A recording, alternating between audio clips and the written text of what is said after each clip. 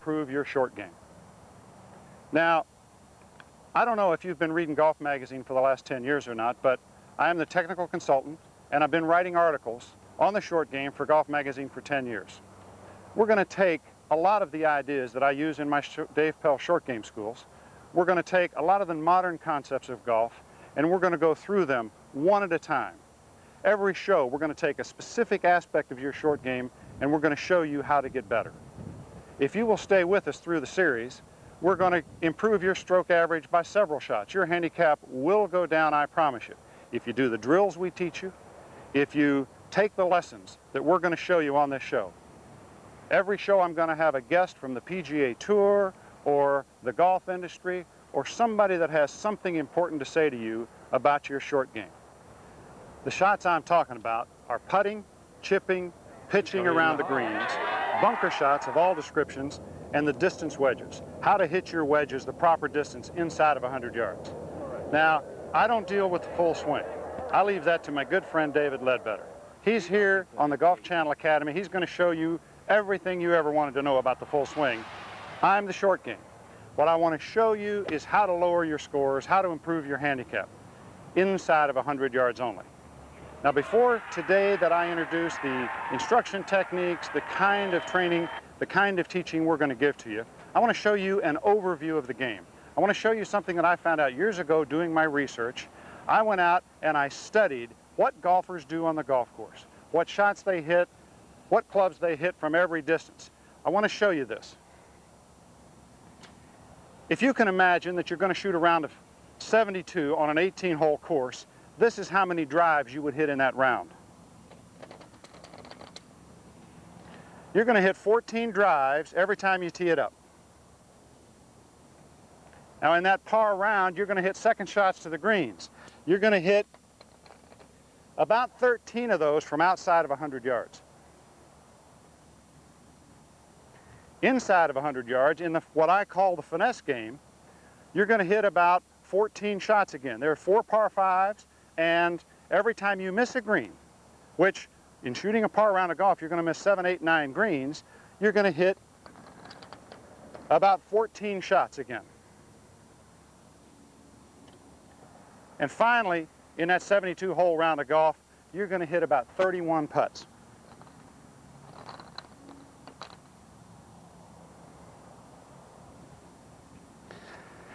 Now, obviously, the number of balls in these 4 piles aren't equal. You're going to hit more putts than anything else in golf. The other 3 piles aren't too much different unless you don't shoot even par. Now, I know most of you probably are par golfers, but a few of us don't shoot par every time we play, and I want to show you what happens now. I'm going to reorganize these balls so you can see a little more clearly, and I want to show you what happens when you shoot more than par. I've arranged these balls now into rows so that you can more easily see how many shots occur in the various portions of the game. The interesting thing to my mind, though, is for people that don't shoot even par, as you increase your score, the various shots increase in each section of the game. You don't hit any more drives. There are only 14 par 4s and par 5s. But you hit a couple more shots to the greens. You hit about 5 more shots from inside of 100 yards, and most people that shoot in the low 80s add about 3 more putts. They're now up to 33, 34 putts around.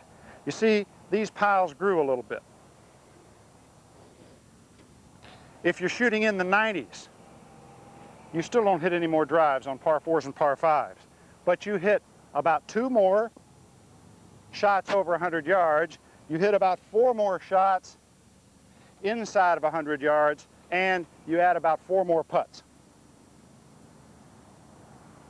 And for those of you who shoot over 100,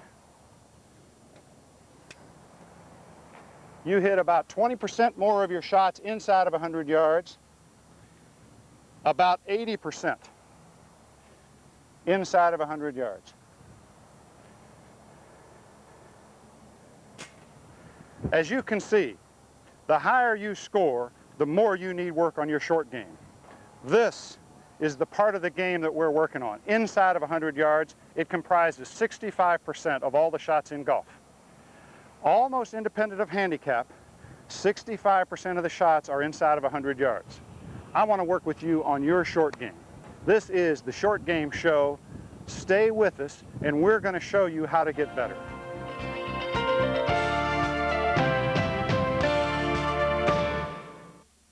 The Golf Channel Academy is brought to you by Ram FX Series irons. More feel, more forgiving, more fun. A better way to play. And by Payne Weber. We believe our most important investment is an investment in relationships.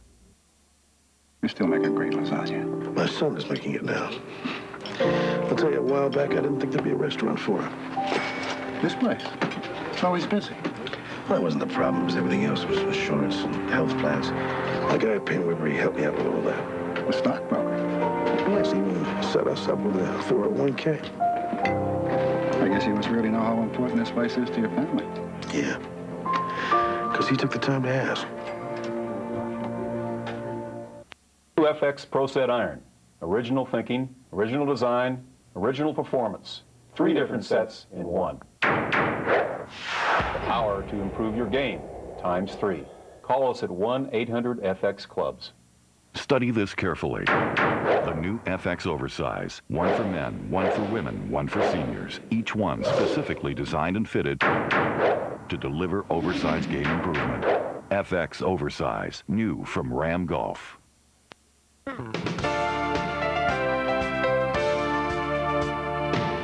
Welcome back to the Dave Pelz Short Game Show and the Golf Channel Academy.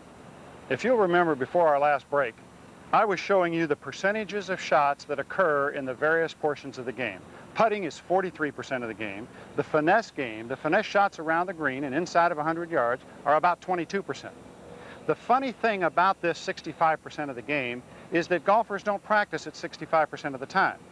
I've got some research, again, from the last 15 years that show 80% of the golfers' practice time is spent on 15% of the game. 15% of their practice time is spent on putting, 43% of the game, and people hardly ever practice the finesse shots around the green. Now, that only makes sense if you don't care about your score. What we're here for on this show is to show you how to improve your score. So, for example, in our short game show, we're going to focus on putting a lot of the time. We've got 43% of the game, and of this 43% of the game in shots that you see, half of them are short putts. They're inside of about 6 feet. And we all, from the tour players to even you, miss more than you should inside of 6 feet. The other half of your putts are greater than 6 feet. They're 20, 30, 40, sometimes 70, 80 feet. And we three putt far too many of these. If you will stay with us, we're going to show you a lot about putting. We're going to deal with some of the parameters that I want to show you now. The path that you move your putter on is very important in putting because it influences where the ball goes. If you take your putter inside and inside around your body, that's a path that some people think is the best for putting. It's a little simpler to take the putter straight back and straight through. Just a straight back, straight through stroke. Some people take it outside and across. They cut across it. But what most golfers do is they take it back inside, loop it around, and then cross. That's the loop stroke. I don't know which one you do, but we're going to show you how to find out and how to fix it. The next part of putting we're going to work with you on is your face angle during your stroke, not at setup and alignment. I'm talking about during your backswing and during your follow-through. If you rotate your putter head and rotate the face angle, you may have problems making the ball roll straight.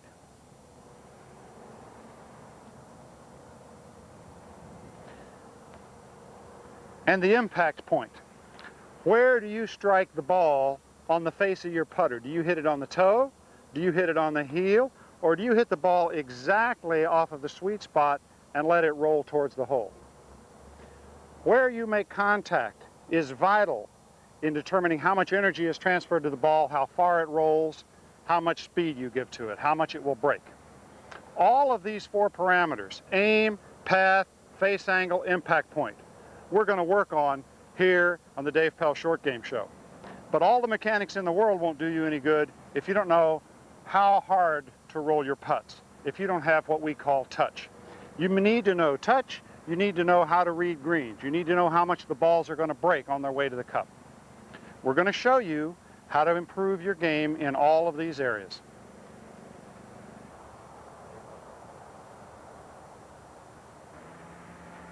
For your finesse shots, we're going to work with all the clubs around the green, the wedges, the 7 and the 8 iron for chipping and putting, and we're going to work on a number of aspects of this game. We're going to work, for example, on your swing plane. We're going to work on the plane of your swing, where it should be, how you can measure it, how you can improve it. We're going to work on your grip for the finesse game. We've got an opinion whether it should be weak or strong, opposed. We're going to be working on your grips.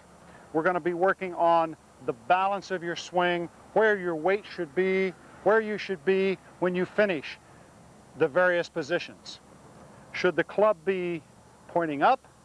Should it be pointing down? Should it be coming around? We're going to work on all aspects of your finesse game so that anytime you miss a green or on your shot to the green on the par 5s, you can get that ball where you want it, up close to the pin. Now, there are a lot more shots in the short game that we're going to work on.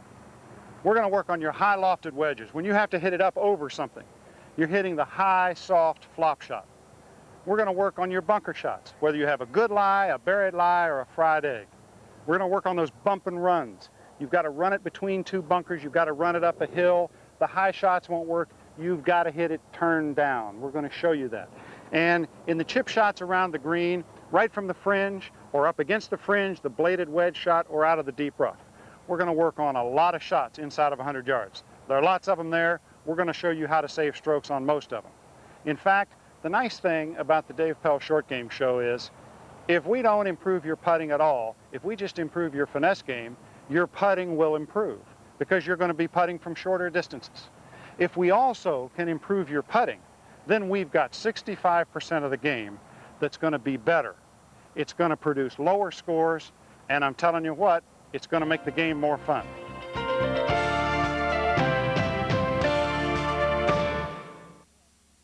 Hi, I'm Arnold Palmer. Here's a chance for you to win a round of golf with me at my Bay Hill Club in Orlando, Florida.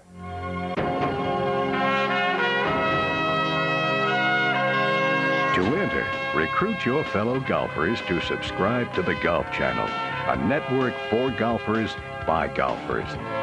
And as a special bonus, for the first person you recruit, we'll give you a free sleeve of Titleist golf balls. For each additional golfer you sign up for the channel, you receive another shot at playing golf with the king. So start recruiting today. Send in the names and cable or satellite account numbers of the friends you've recruited to Arnie's Army, Box 1387, Palmetto, Florida, 34220-1387. Thanks for watching the Golf Channel, and maybe we'll be teeing it up together.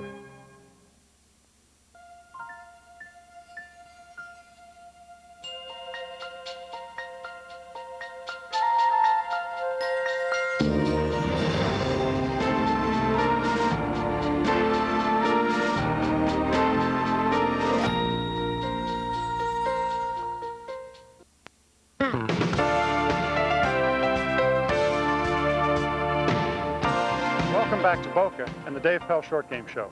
This is the guest segment of our show, and we're always going to have a great player or an expert, someone in golf that really has a viewpoint that I think can help your game. Now today, for this show, we have Tom Kite. Tom Kite, the #1 money winner on planet Earth. I've been working with Tom on his short game since 1979, and it's gotten better and better and better. I want to show you some of the shots that he plays, some of the shots that he's pulled off around the world, and some of the things that make him what I believe the best finesse player in the world today. Okay, well listen, let's talk about the short game now. I know that according to the data that I've taken, the stats that I am aware of, You are the man. You get it up and down more consistently than anybody I've ever seen. And what I want to do is just let our viewers know a few things about what you're thinking about. I mean, I'd like to see a chip shot, a pitch shot, maybe a bunker shot, because I know you're a great bunker player. And what are you thinking? You have any comments about what are you thinking as you're standing over the short game shots? Well, you're right. The short game is very important for me at my size, and of course standing next to you. I mean, we got guys on tour that are as big or bigger than you, and I'm trying to compete with them. It really is tough for me to have a chance, and so when you see guys that are like that, they have to be strong in other areas, and I've always had a good short game, and as you know, you helped me a tremendous amount with that, helped me refine that and get that a little bit more precise than it was even when I was growing up, and it was a pretty good short game at that time. There are times that it's not good. There's no question about it. You know, I don't want to mislead the people in thinking that my short game is always phenomenal, because those periods of time when I'm not playing well generally are the times that the short game is not nearly as good. I might not be hitting it quite as well, but I'm not recovering as well either. And you know, you go through ups and downs with that. But yeah, I am pleased to say that when my short game is good, I wouldn't trade it for anybody's. It's always been pretty solid. All right, well, I want the viewers to go watch you, and I want them to remember that they are watching the #1 money winner on planet Earth. This poor little guy that says he's small and he's having a tough time competing with the guys, he takes more to the bank than anybody on this planet. T.O., a couple of thoughts here.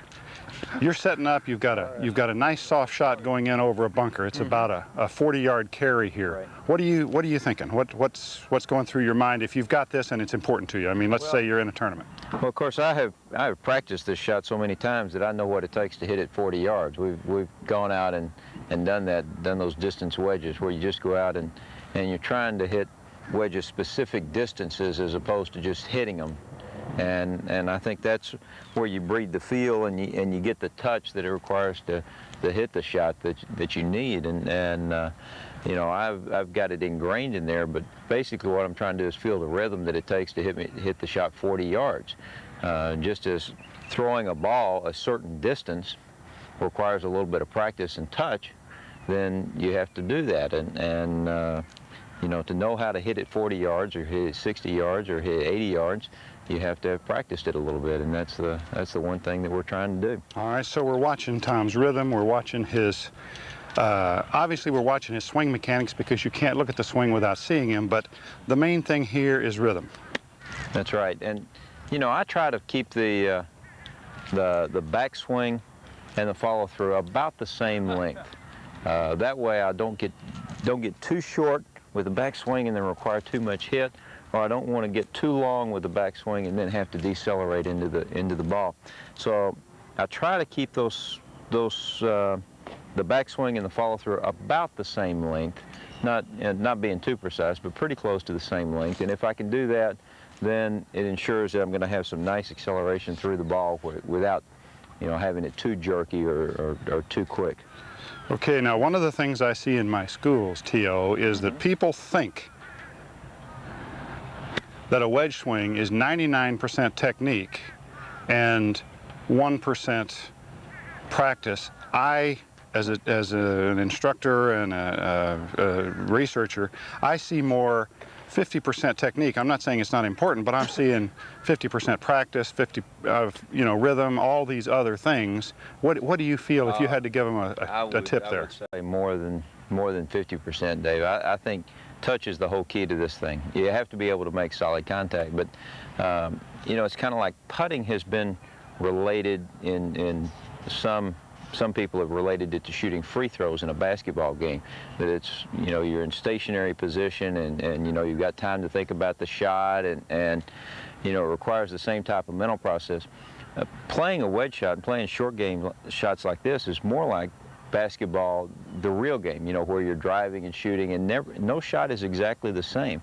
And you have to have the feel and have to have the touch to be able to play the shots and to make the basket. And even if you're off balance, you know, somebody is guarding you like crazy and you're driving to the basket and you're off balance, I mean, this is the type of shot you need to feel. I mean, you're going to get some awkward lies where you're on a downslope and you got to hit it high, or you're on an upslope, or you've got a cuppy lie, the ball's in a divot.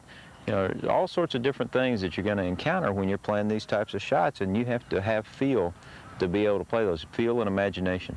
You have to have done it enough to know what it's going to do before it happens, and you've seen it before, and you've practiced it before. Or you've seen something similar to that. Something similar, yeah. You've not seen that particular thing, but you've seen something similar to that, and so at least you have a clue.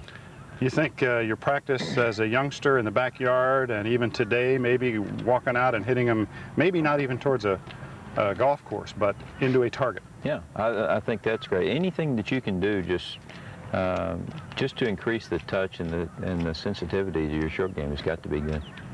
All right, now let me see you stick this one in there really tight. Okay.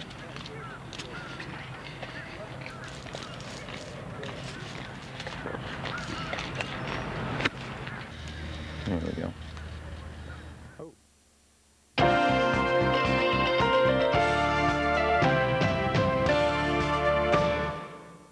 Trying to hit wedges specific distances as opposed to just hitting them, and I think that's where you breed the feel and you get the touch that it requires to hit the shot that you need, and you know, I've got it ingrained in there, but basically what I'm trying to do is feel the rhythm that it takes to hit the shot 40 yards. I try to keep the backswing and the follow through about the same length. That way I don't get too short with the backswing and then require too much hit, or I don't want to get too long with the backswing and then have to decelerate into the ball. I think touch is the whole key to this thing. You have to be able to make solid contact, but you have to have the feel and have to have the touch to be able to play the shot. I mean, this is the type of shot you need to feel. I mean, you're going to get some awkward lies where you're on a downslope and you got to hit it high, or you're on an upslope, or you've got a cuppy lie, the ball's in a divot. You know, there's all sorts of different things that you're going to encounter when you're playing these types of shots, and you have to have feel to be able to play those, feel and imagination.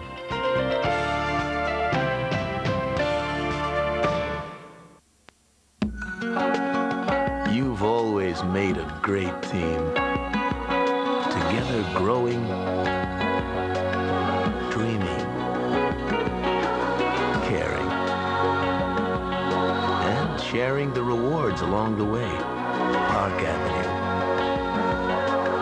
For the comfort, for the luxury, for the quality. Congratulations, you've earned it. Buick Park Avenue. Gillette Sensor for Women. No other razor feels like it. An easy-to-hold handle for total control. Gonna hold on to this feeling and never let it go. Feel its spring-mounted blades and pivoting head hold on to every curve. So safe, so smooth. Sensor for Women. The razor worth holding on to. Now there's Satin Care Shave Gel. It's moisture-rich for satiny smooth legs. New from Gillette. Hi, I'm Linda Cardwell. Coming up on the next Golf Central, a closer look at Jim Furyk, who won the Las Vegas Invitational, and who'll be exempt next year on the PGA Tour. We'll delve into that as well. Coming up next, only on the Golf Channel. Later tonight on the Golf Channel, Golf Talk Live with Jane Geddes and Scott Hoke at 8, followed by 2 hours of British Open highlights with Nick Faldo from 1987 at 9 and with Seve Ballesteros from 1988 at 10 p.m. Eastern.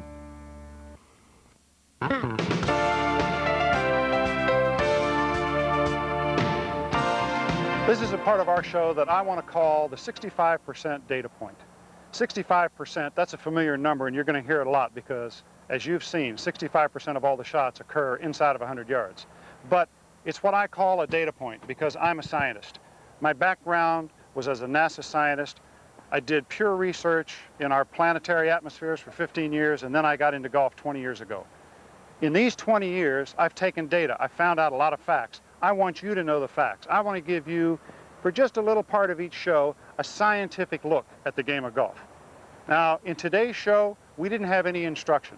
We'll normally have a specific instructional point, some part of your game that you can improve. But before you leave me today, if you're a pessimist, if somehow you're not convinced by this data, I want you to remember the statistics that I've given you. The drives, the shots outside of 100 yards, the shots inside of 100 yards, the finesse game and putting. The finesse game and putting is the short game of golf. We're going to work on that over the years. We're going to teach you how to improve that part of your game. If you're still not convinced that these numbers are relevant to your own game, I want you to take some data on yourself. For the next 10 rounds you play, I want you to count how many tee shots, how many shots to the green from outside 100 yards, how many finesse shots from inside 100 yards, and how many putts you have. Just total them up after the round. Don't keep track of this while you're playing.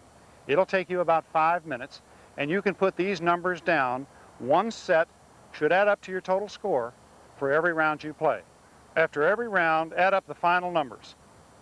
Then total them for 10 rounds and send them to me, Dave Pelz Short Game Show, care of the Golf Channel, at this address. I'm going to total all the information that I receive, and on a later show, I'll show the results to you, and you'll finally realize that you are really the same as these thousands of golfers I've taken data from before. The short game really is 65% of the game of golf. And if you're going to shoot better scores, you better get better inside 100 yards. As a result of what we've talked about today, I hope you're prepared to increase the percentage of your practice time that you give to the short game. I don't want you to stop practicing the full swing. I want you to take 1/3 of all your practice time and devote it to your driving and your full swing iron shots. You need to hit those well. You need to drive it in the fairway. That's an important part of the game. I'm not diminishing that. But you also need to take 1/3 of your available practice time and put it on your finesse game. You're going to miss greens every round you play. You're going to need to chip it, pitch it, knock it up out of bunkers, and hit wedges the right distances. You're also going to need to spend 1/3 of your time on putting. And we're going to make your putting practice profitable. You're going to get better when you practice putting the proper way. So if you start practicing this way, you're going to see the results in your short game. The Golf Channel Academy is going to lead you into being a better player. One tip I want to leave you with today is how to watch golf tournaments. Whether it's on the Golf Channel or if you go to tournaments live in your hometown, I want you to focus on the short game. Go to a par 5 hole where there's always a short shot to the green. Watch the great players hit these shots. Focus your attention on their rhythm, their techniques, the smoothness. When they're in bunkers, they're not giving violent motions. They're making beautiful finesse swings. It's a rhythmic game. The same with their putting. Watch the way the players putt. Watch the pros putt. When you focus on their games, it helps your own game become more rhythmic and smoother. To be good in the finesse game, you've got to be smooth. Well, that's all we have time for today. And I want to say how we enjoyed having you here at the Boca Raton Resort and Club. I hope you'll be with us here and at PGA West at the Dave Pelz Short Game Ranch in future shows. I want to tell you, we care about the short game of golf. We care about your handicaps, and we're going to do everything we can to help you have a lower one. Remember, it's the people who can get the ball in the hole that enjoy this game the most. The short game is 65% of the shots in golf, and we want you to enjoy that 65%. So until next time, I wish you good finesse shots, good putts, and lower scores. I'll see you soon.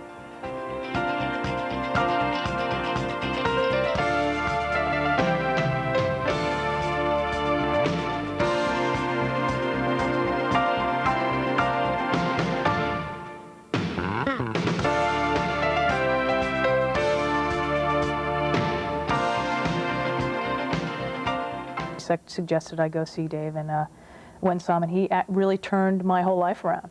And so I haven't seen him as much as I probably should, but I'm a little stubborn. You know, I always feel like I can do it myself, and I have over the years. But in fact, I went back to see Dave earlier this year. He happens to be in Boca Raton where I am, and I stopped in and put it a little better after I saw him.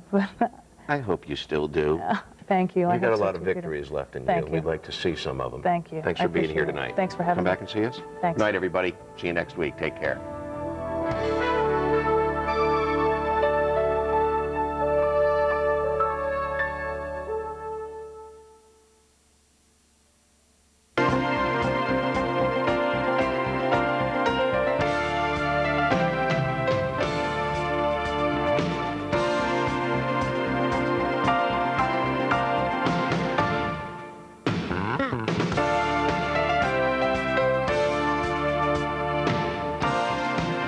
Welcome to the Dave Pelz Short Game Show and the Golf Channel Academy.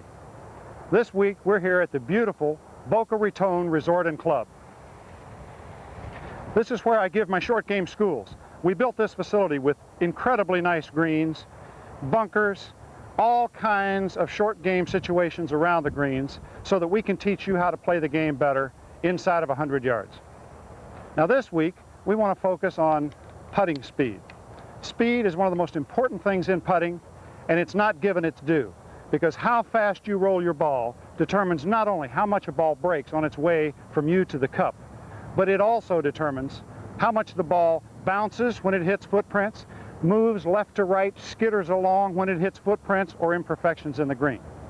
Speed, that's the topic of our show today, and putting touch, how you produce speed and how you control speed, is what we're going to get into. Now let me show you something.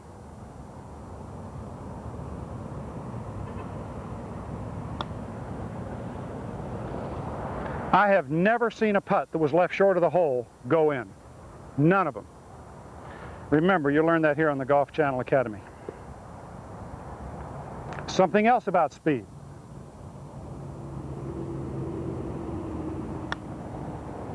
If you roll the ball fast enough to go 8 feet past the hole, you won't make any either. None of the putts go in that roll 8 feet or more past the hole.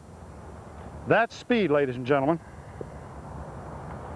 But if you roll between those two speeds, you don't leave your putt short, and you don't knock them 8 feet by, you roll them at an intermediate speed,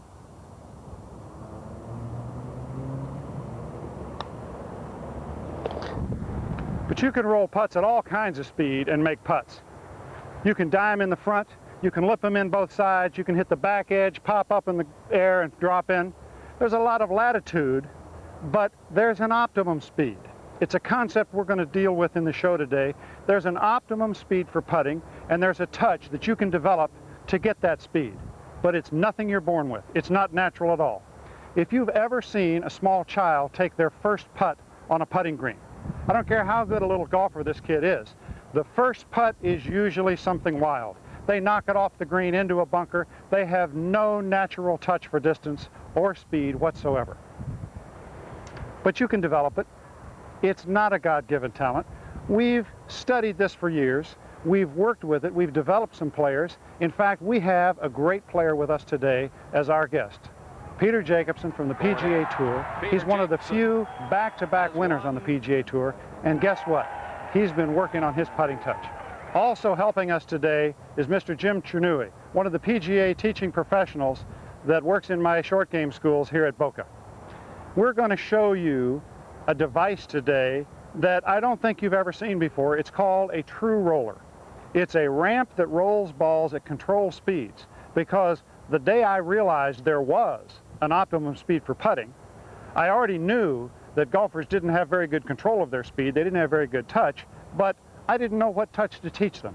So I developed a device that controls the roll of the ball. And once we control the roll of the ball, we can measure what is the best speed for making putts. I've got a little cover that goes in the hole so that when you find you're making the most putts, you just cover the hole, measure how far the ball goes by the hole, and now you've measured the perfect speed at which you should roll putts. If they miss the hole, they ought to roll a certain distance by. We're going to show you that, and we're also going to show you how footprints affect this roll. The more the footprints, the deeper the footprints, the softer the greens, the tougher it is to have good putting results. I know you've seen lots of short putts missed. You may even have missed a few 6-footers yourself, but let me tell you, golfers miss an awful lot of these putts. I did a research project and measured the percentage of conversion on the PGA Tour and found out they not only miss about half of them, the best putter in the world, Ben Crenshaw, only makes 55% from 6 feet. And when I did a survey of all the pros, they all thought they were making 75 to 85. Some even thought they were making 90% of these putts. I want you to learn realistic expectations. I want you to learn today on this show what really happens around the hole in golf. When we come back, I'm going to get the true roller out and show you how putts really roll.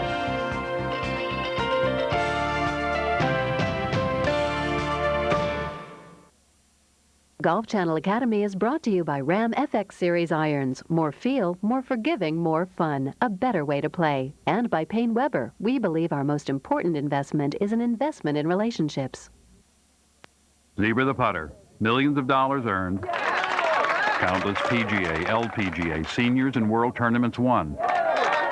Zebra the putter for over 20 years. The herd shot round the world. Study this carefully. The new FX Oversize. One for men, one for women, one for seniors. Each one specifically designed and fitted to deliver oversized game improvement. FX Oversize. New from Ram Golf. Started putting money away for my college when I was little, right? Smartest thing I ever did. I guess I gotta start thinking about stuff like that. I'll talk to my guy, Payne Weber. He got you through college. Broker? Do I want to be in stocks right now? I thought the same thing when I started saving for you. But he showed me if I was looking long term, and the only place to be is in the market. And he'll know that's what I'm looking for. He'll know. Because he'll ask.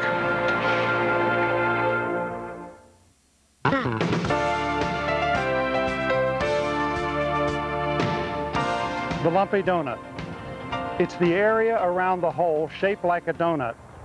It's a donut-shaped area because all golfers come in here to putt their second putts.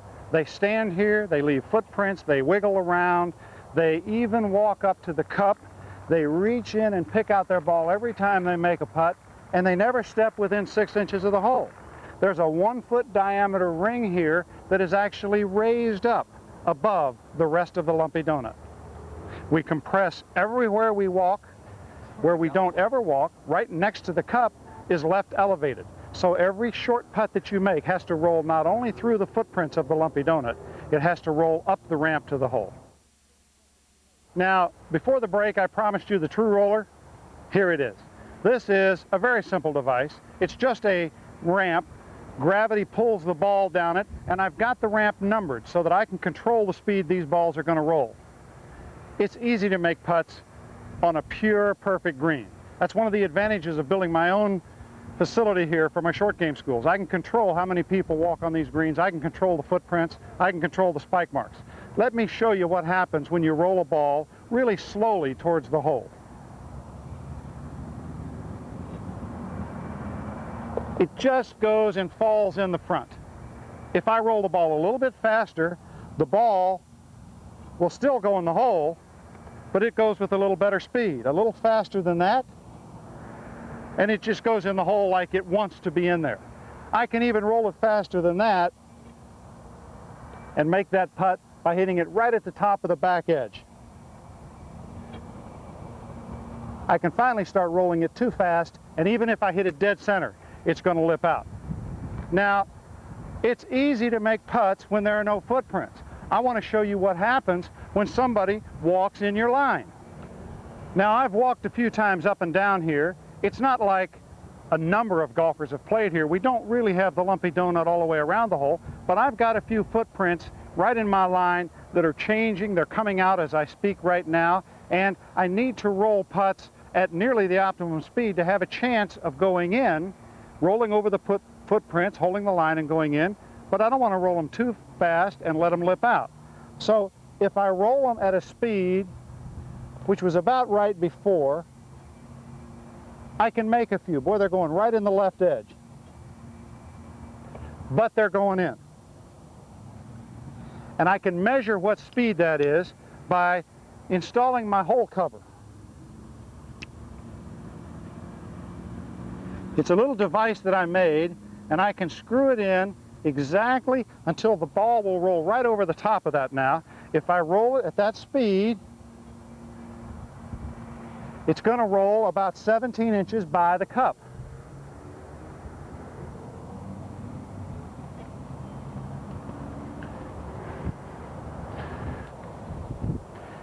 Now those are three pretty good putts. They've rolled about the right distance by the hole.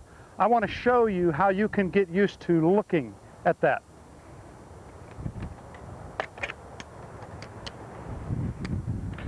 First, I want you to understand you should be looking at a ball that's going 17 inches by the hole. Right there is 17 inches.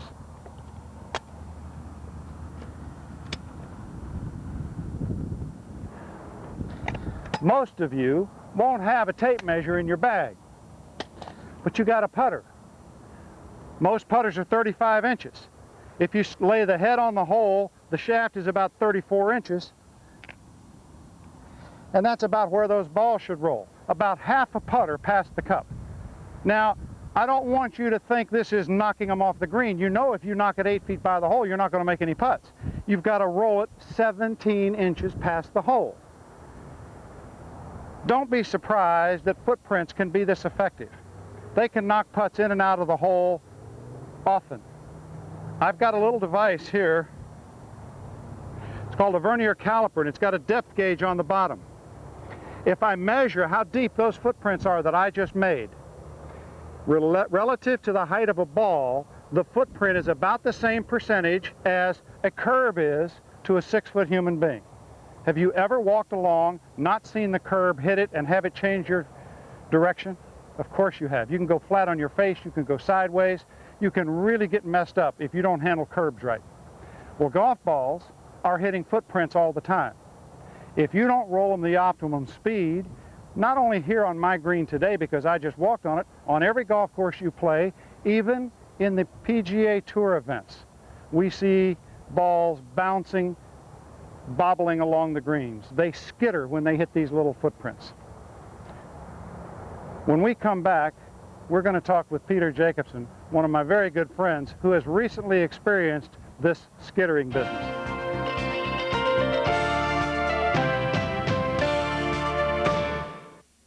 Hi, I'm Arnold Palmer. Here's a chance for you to win a round of golf with me at my Bay Hill Club in Orlando, Florida.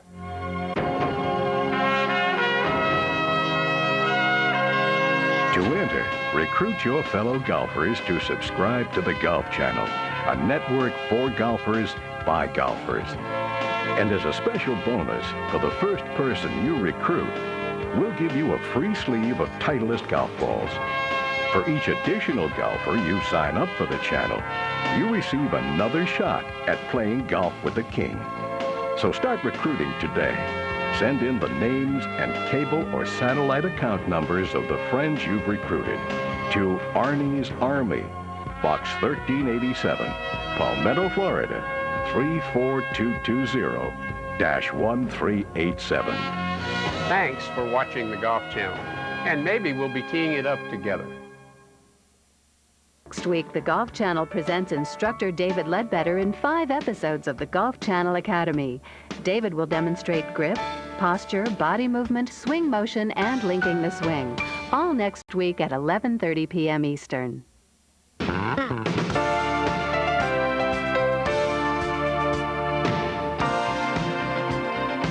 Peter Jacobson is enjoying his best season on the PGA Tour since turning professional in 1977.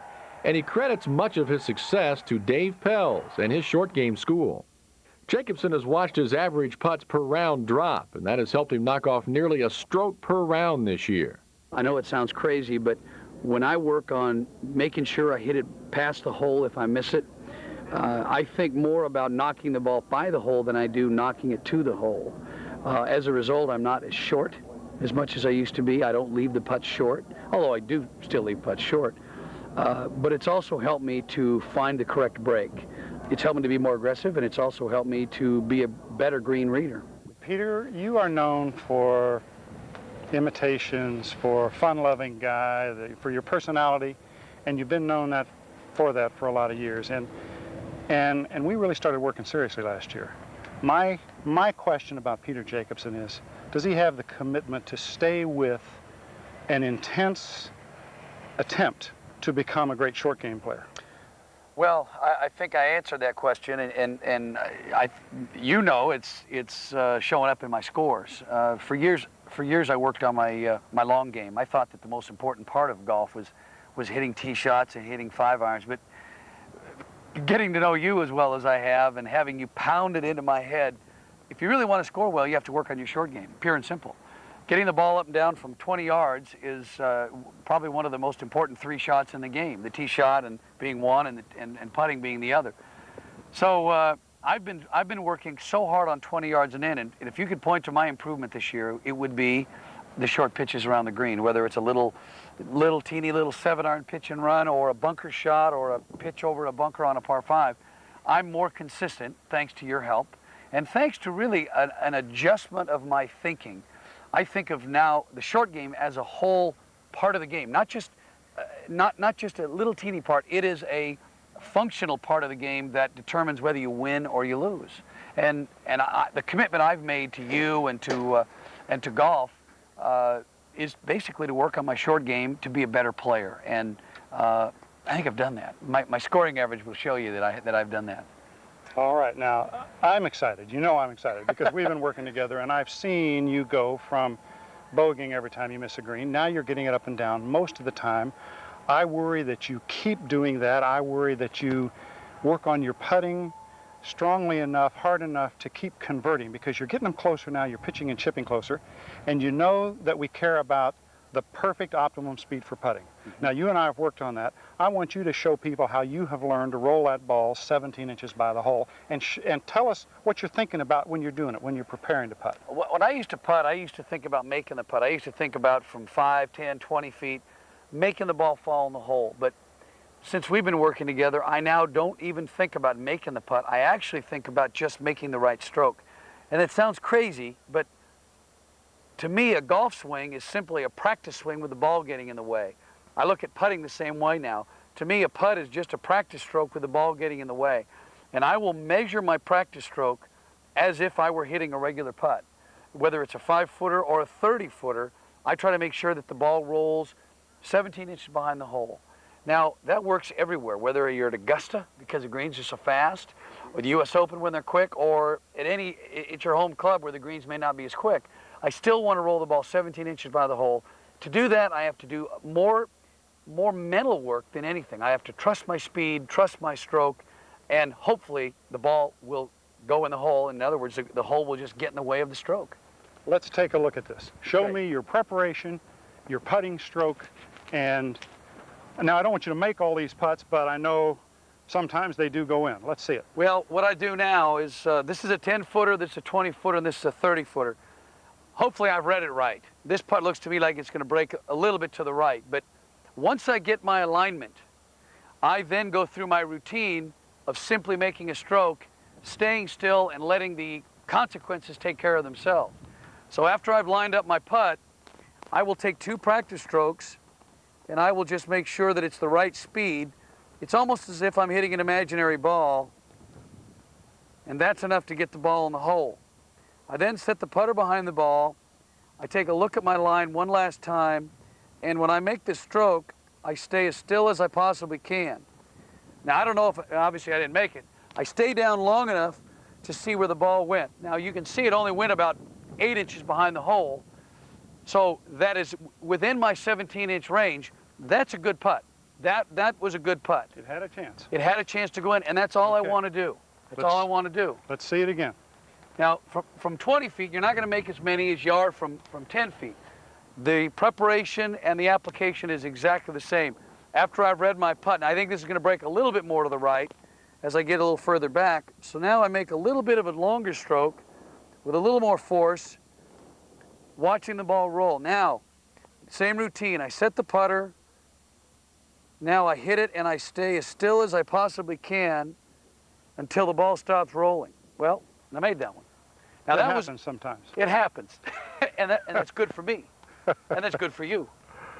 So I made that. So that's a real bonus. Now from 30 feet, very rarely you're going to make these putts. But again, all I want to do is put the proper speed on it and give it a chance. It's really like taking a ball and playing catch with somebody at home. I'm just going to toss this ball to David underhandedly, and all I want to do is try to measure the distance. Now, I measure the distance. If I step back another 5 or 10 feet, I want to throw it just a little bit harder. That's the same thing as I do with a 30-footer versus a 10-footer. It's just a little longer stroke. I'm not trying to hit the ball. I'm just trying to make a nice stroke and let the ball get in the way of the putter head. So, same routine. Try to make sure I get the right speed, the right stroke with my putter. Set the blade, get comfortable, and go. Now, that wasn't as good a putt as the 20-footer, but that happens. It's a tough game. It's a hard game, and I just proved it right there. But the most important thing is I'm going to make the next one. It's right up there about a foot and a half. It had it lacked two things. It lacked speed and it lacked line right there. Other than that, it was perfect. That's a bit of, yeah, it was perfect. It's pitiful, but perfect. But the key is from 30 feet and even on back, you just want to get up there and two putt. Just want to get the ball in the hole and get out of there. Peter, it was great. I appreciate it. I hope you have the best season of your career and a better one next year. Well, thank you, David. And I appreciate all the help you've given me. The guy's a genius. But don't let him tell you that. Let me tell you that.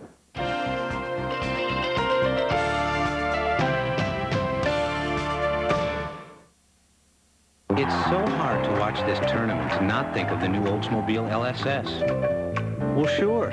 So many fundamentals of golf apply to the 96 LSS. Go ahead, try me. Okay, the steering wheel touch controls let you adjust the 6-speaker sound system and automatic climate control without taking your hands off the wheel, so you can keep your eyes on more important things. Nice shot. It's your game. For years, the PGA has been strongly committed to junior golf. It's a large drive in the middle of the fairway. 50 yards past Freddie. That's why we created programs like First Swing and Clubs for Kids. He needs a birdie to win it all. We've given children countless clubs, millions of lessons, the chance to play, and something even more important. Looks like we got a new PGA champion. We've given them something to dream about. Coming up next on the Golf Channel, the LPGA Tour qualifying school is underway. Plus, musicians play golf for charity. Those stories and more coming up next only on the Golf Channel. Tonight on the Golf Channel, Golf Channel Academy Live with instructor Rena Ritson at 8, followed by Masters highlights from 1987 with Larry Mize at 9, and from 1988 with Sandy Lyle at 9:30 p.m. Eastern.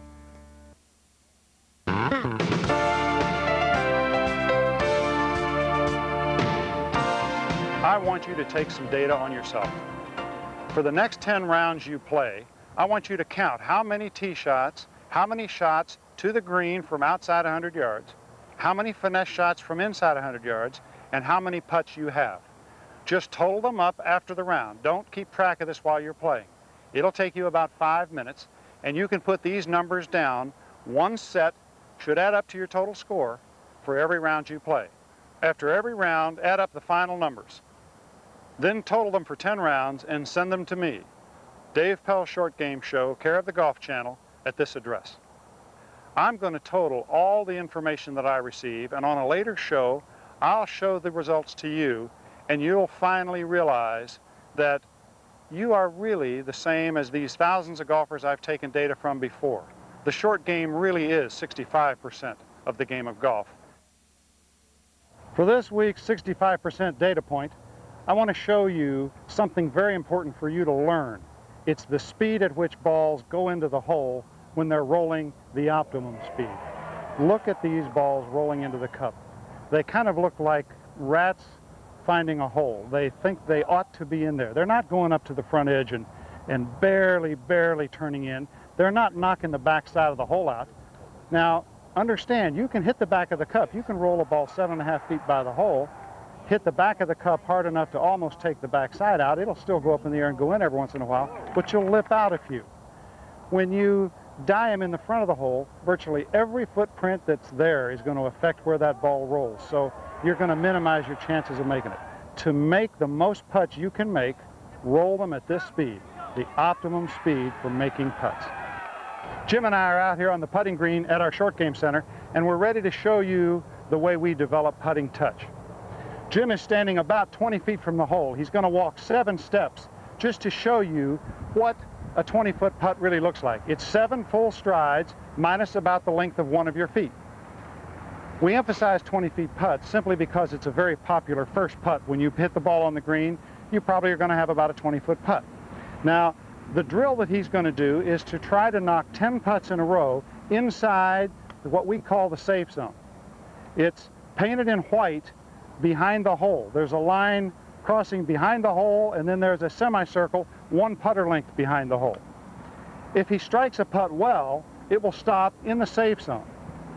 If he leaves it short of the hole, obviously he didn't have any chance to go in, so he was going to have to start the drill all over.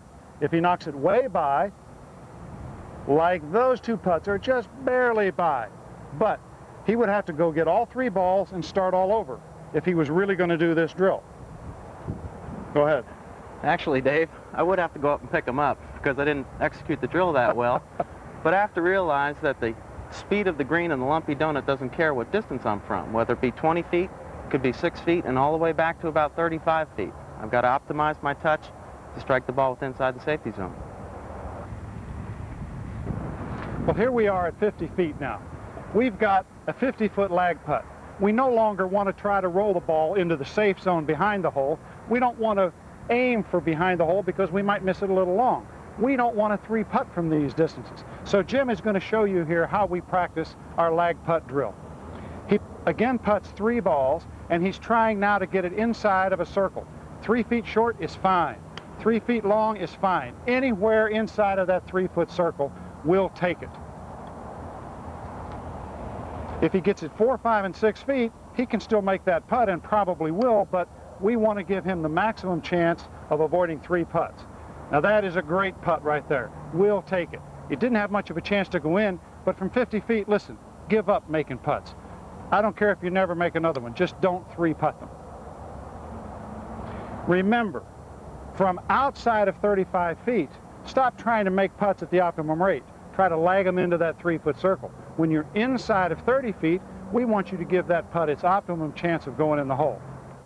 I would like to leave you today with a tip that it's not something you do at home, but you can learn the tip at home.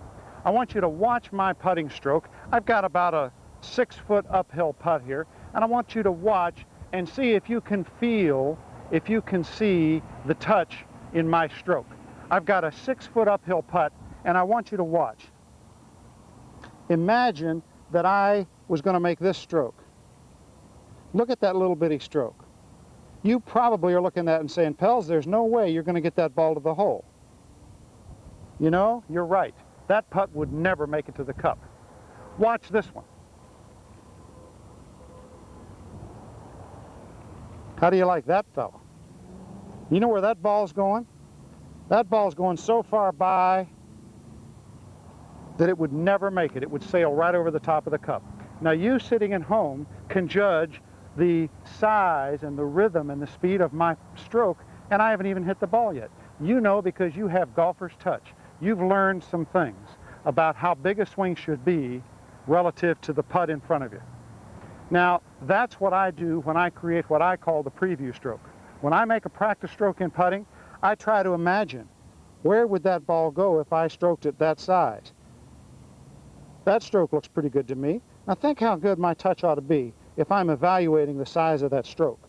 I can then, once I've seen a really good stroke, just step up and knock it right in the cup. You see, speed is what good putting is all about.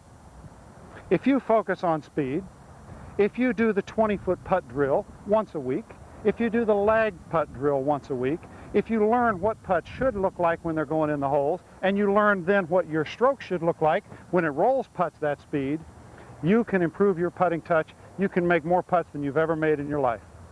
You know, Peter Jacobsen made 13 birdies the last 2 rounds at Pebble Beach. He didn't think one thought about line, about a direction, about mechanics. He had all those grooved. He thought about speed the entire tournament. It helped Peter. It can help you. So until next time, I wish you good finesse shots, good putting, and a lot lower scores, and I'll see you soon. Thank you.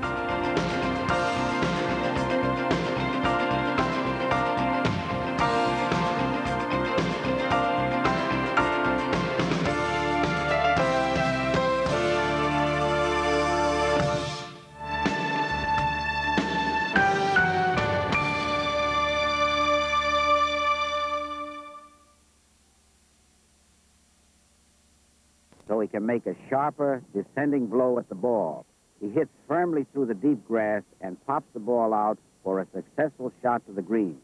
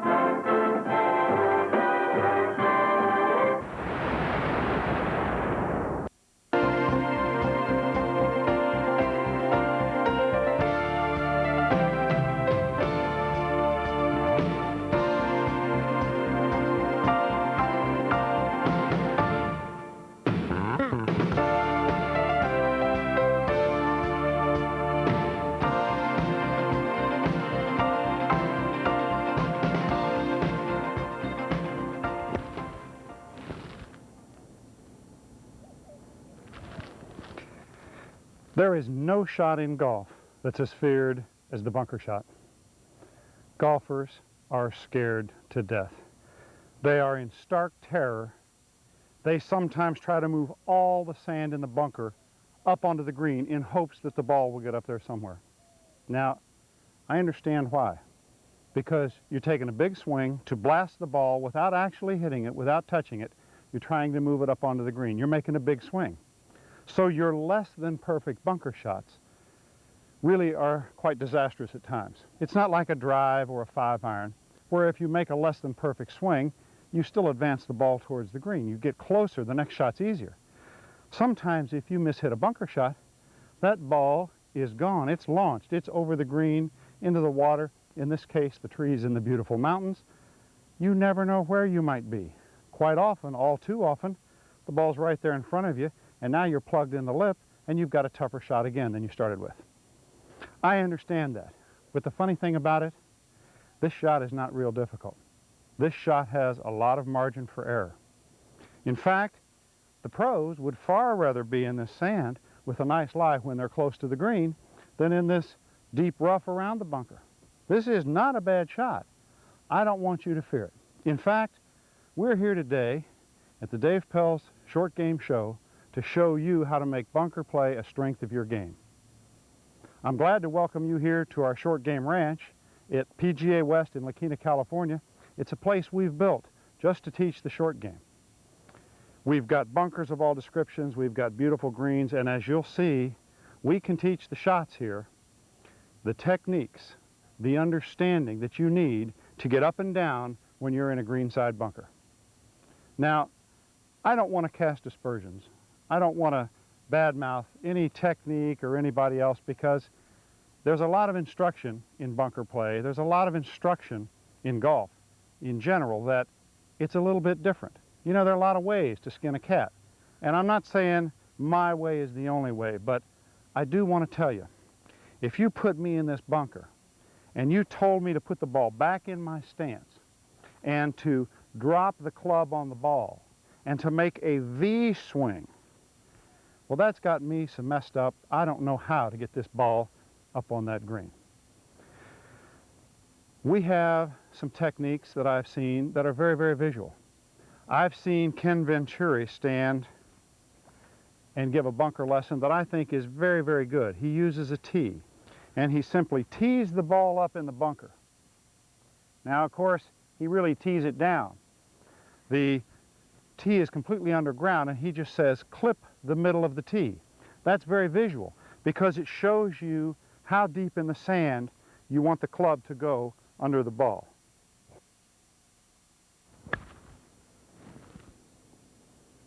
There's another tip that I've seen that D.A. Weibring gives in clinics. He uses a dollar bill, and this is to help you visualize the width of the entry into the sand. If you put the dollar bill down and put the ball right on George, you can kind of visualize where the club is going to enter and where it's going to leave the sand.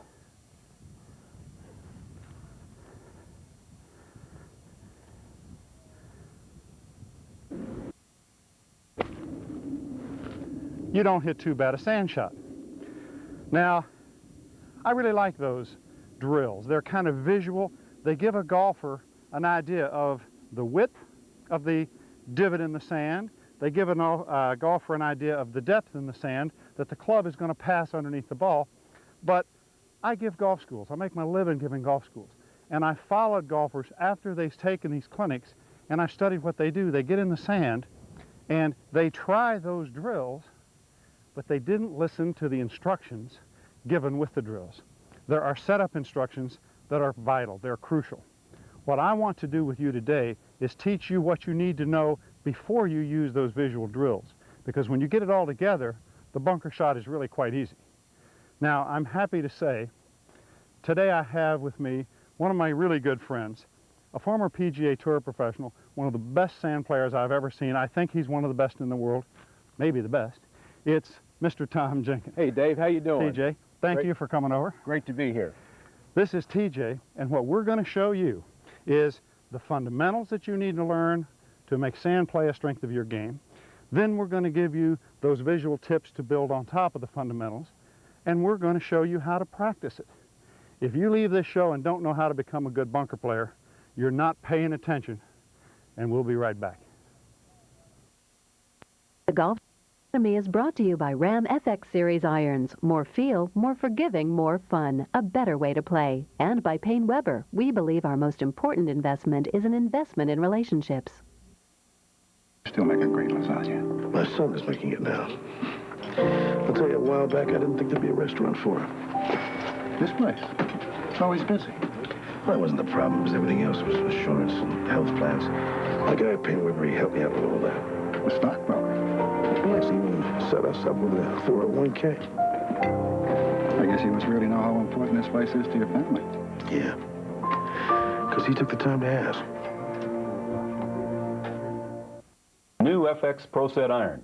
Original thinking, original design, original performance.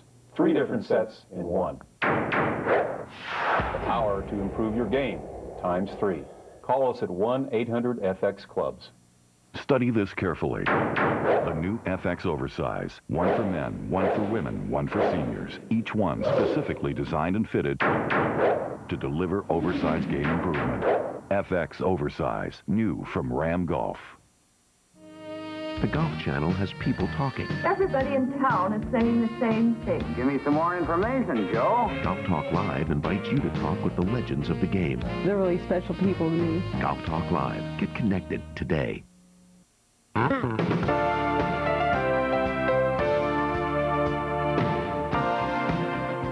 Welcome back to the Golf Channel Academy.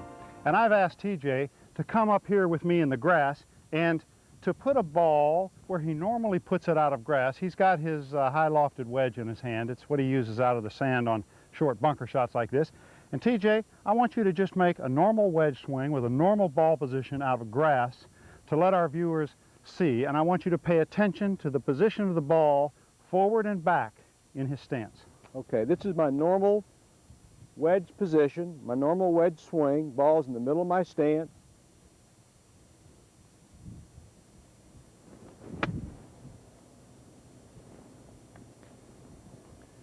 Okay, a beautiful 74-yard shot.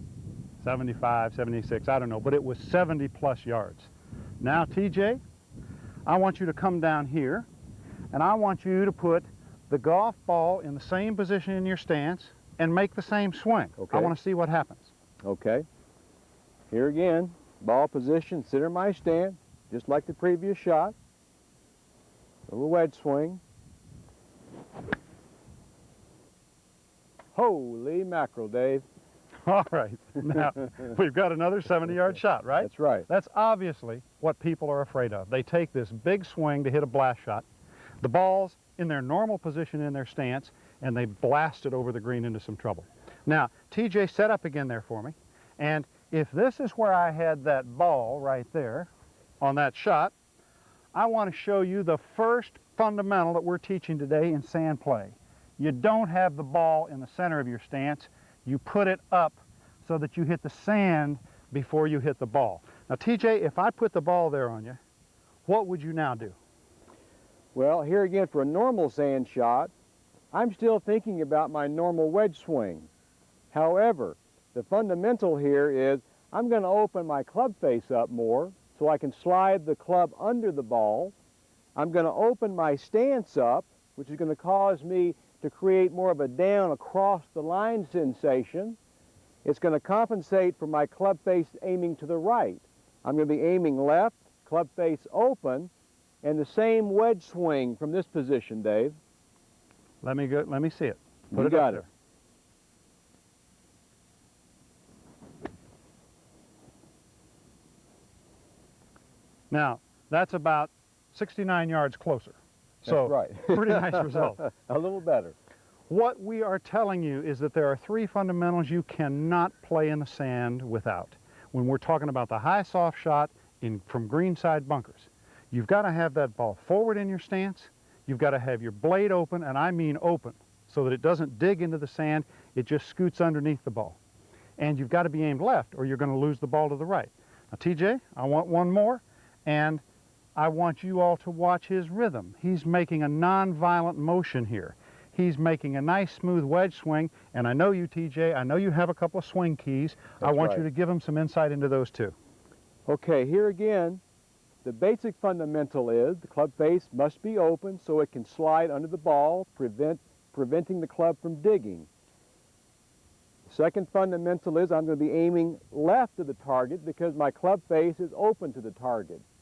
I'm trying to create some relaxation in my upper body to allow the club head to continue to accelerate through impact.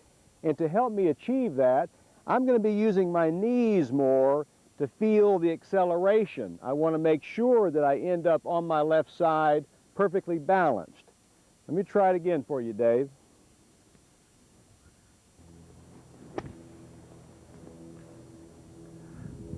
Super, TJ. I can make those one-footers. All right, now I want you to understand very clearly that he's really using a very basic wedge swing. He hasn't changed his swing arc, and he hasn't changed his body position or his weight transfer. That's a normal wedge swing, but there are some very, very important fundamentals that are different. His setup is different. He's moved the ball about a foot forward. I mean, it's a major move up to his left foot, up to the front of his stance. He's opened his blade, so the club won't dig in the sand and slow down and push the ball out. It's going to hit the sand and scoot underneath the ball, pass it, and bring the ball out with spin. And he's aimed to the left, because with that open blade, if you don't aim to the left, you're going to miss the hole to the right. Now, on top of those fundamentals, he's made a normal wedge swing. And TJ, what I want you to do now is give me one more, but put the visuals so that on top of the proper setup, then it's real easy to see how wide, dollar bill wide, mid-tee deep, our students can do it just like you can. You got it. Okay, tee is lie here. I'm going to put the dollar bill, the tee, into the sand, level with the top of the sand, ball on the tee. Here again, like Dave said, these visuals are very good to practice with. However, they don't do you any good unless the fundamentals are correct. Ball position must be off the left foot, club face must be open, your alignment must be left to the target.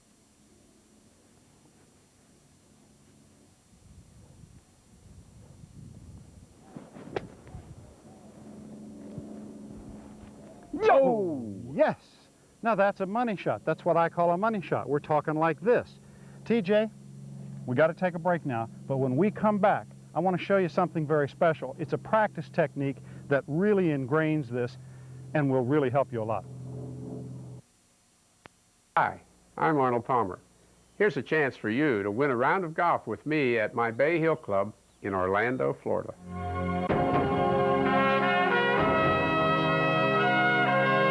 To enter, recruit your fellow golfers to subscribe to the Golf Channel, a network for golfers by golfers. And as a special bonus, for the first person you recruit, we'll give you a free sleeve of Titleist golf balls. For each additional golfer you sign up for the channel, you receive another shot at playing golf with the king. So start recruiting today. Send in the names and cable or satellite account numbers of the friends you've recruited to Arnie's Army, Box 1387, Palmetto, Florida, 34220-1387. Thanks for watching the Golf Channel, and maybe we'll be teeing it up together.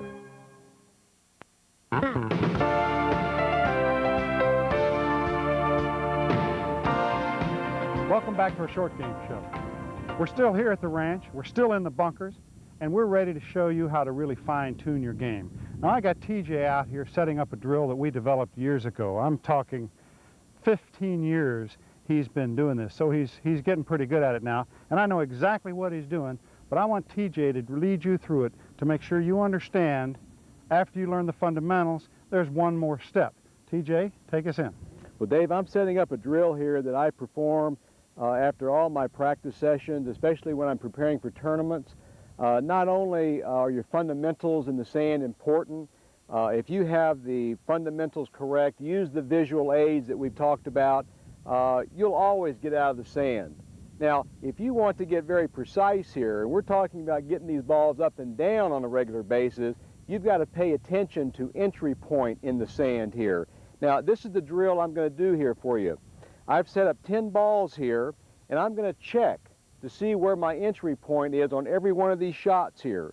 Now, I have a line drawn directly at the target line. I'm going to draw a line about 3 inches behind the ball here, and I'm going to hit 10 shots in a row for you, okay? So I'm going to step down here and draw a line about 3 inches behind the ball with my finger here. Okay, now, here again, after my practice session of hitting 50 to 100 sand shots, I'm going to now put 10 balls here and see how well I'm executing. If I can sit here and hit 10 balls consistently well here and enter in the same spot, I'm going to start feeling what the good shots are supposed to feel like. And I'm going to hit 10 shots for you now. All right, now by consistent, you mean the entry point into the sand is going to be around that line? That's correct. With the blade open, the sand wedge is going to be contacting that line about on the front part of that line. And with an open club face, it's going to slide under and up and past the golf ball here. Let's see it, big boy. Okay, here we go. Ball position up, club face open, alignment left.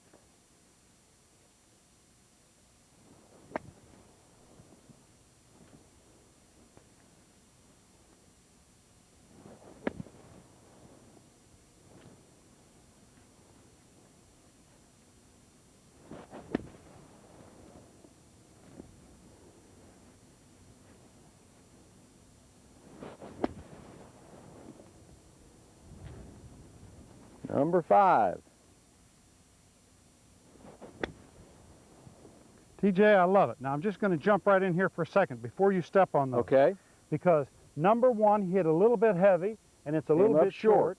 Number 2 is absolutely perfect. It's about 6 inches from the hole. Number 3 is very good, except he hit it a little bit past the line. It's about 4 feet past the pin. 4 is perfect. 5 is a little heavy again. You're not in tournament shape yet. Let's go. Okay, here we go.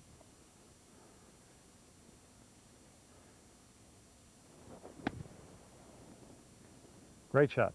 Great shot.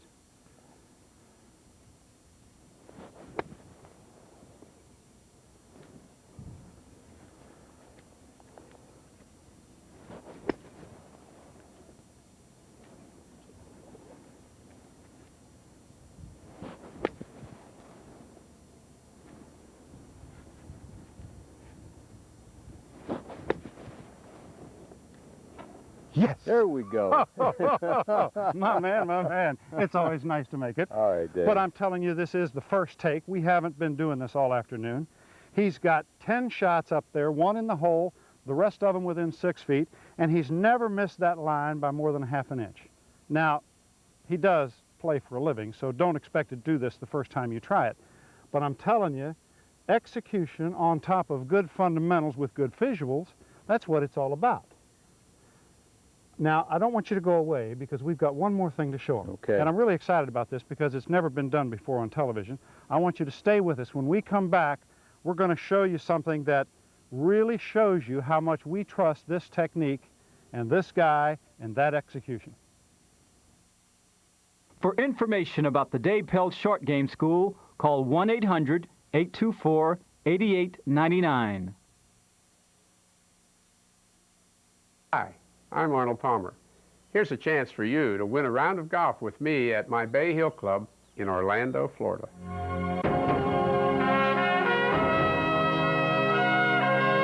To enter, recruit your fellow golfers to subscribe to the Golf Channel, a network for golfers by golfers. And as a special bonus, for the first person you recruit, we'll give you a free sleeve of Titleist golf balls. For each additional golfer you sign up for the channel, you receive another shot at playing golf with the king. So start recruiting today. Send in the names and cable or satellite account numbers of the friends you've recruited to Arnie's Army, Box 1387, Palmetto, Florida, 34220-1387. Thanks for watching the Golf Channel, and maybe we'll be teeing it up together. Coming up next on Golf Central, a preview of the final stop of the year for the PGA Tour players, La Cantera Texas Open, plus a report from Daytona Beach, Florida, and the LPGA qualifying school. That's next, only on the Golf Channel. Later tonight on the Golf Channel Academy Live with instructor Rena Ritson at 8, followed by conversations with Ann Ligori with Jerry Orbach at 9, and Golf Channel Academy at 9:30 p.m. Eastern.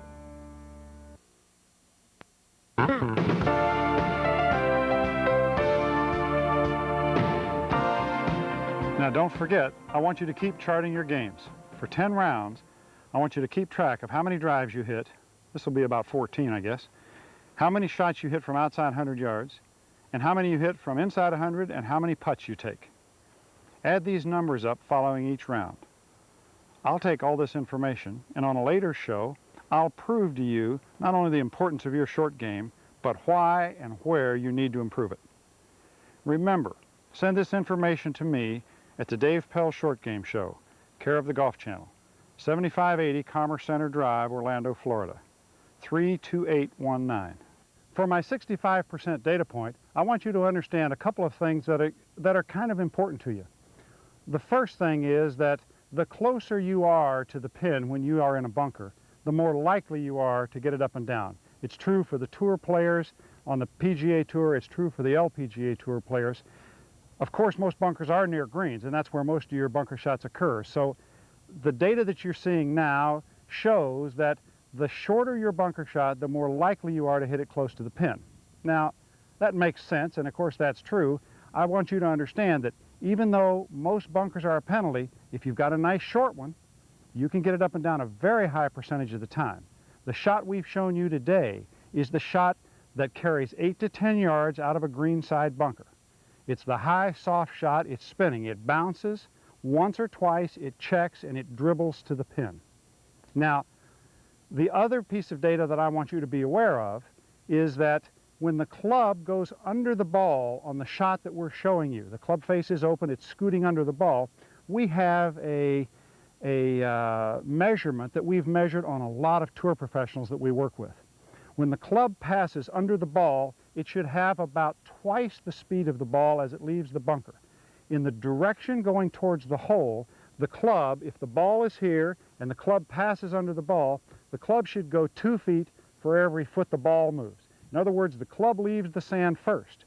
As you can see in our slow motions, the club has a lot more speed than the ball. The ball is spinning and going up. The club is moving on through the sand.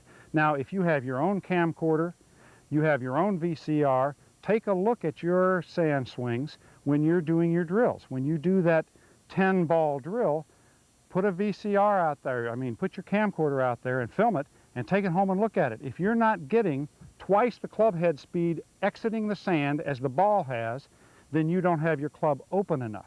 The more open you have your club face, the least resistance it encounters through the sand and the faster it leaves. Now, I want to remind you of the fundamentals. TJ, I want you to show them the ball position that we're talking about now. We're talking about the ball not in the middle of your stance where you have it for normal wedge play. We want it on your forward foot. We want the ball up on your left foot if you're a right-handed golfer.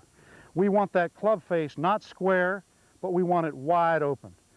Almost completely open. I would try it sometimes more open than you think it should be just to see what the effect is, because most golfers in our schools don't open it enough.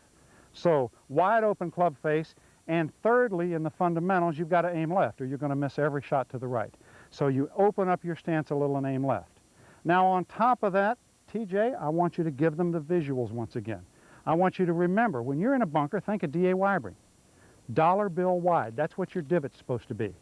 Get that dollar out and do it a few times so that the visualization is in your mind. I want you to remember Ken Venturi. He's got a tee under that ball in the bunker. You know, just imagine that that's why Ken was such a great bunker player. Maybe he had all his balls sitting on a tee. You want mid-tee depth. That's how deep the club is going to go into the sand. It's just going to go down in the sand that far and scoot under that ball. And finally, we want you to have the rhythm and the timing and the swing that TJ is going to show you. Now, TJ, give us a beautiful swing here. Give us one beautiful swing to visualize everything that we've just said. Okay, here we go. The dollar bill T drill. All we're trying to do here is enter right behind the dollar bill with the fundamentals Dave just mentioned.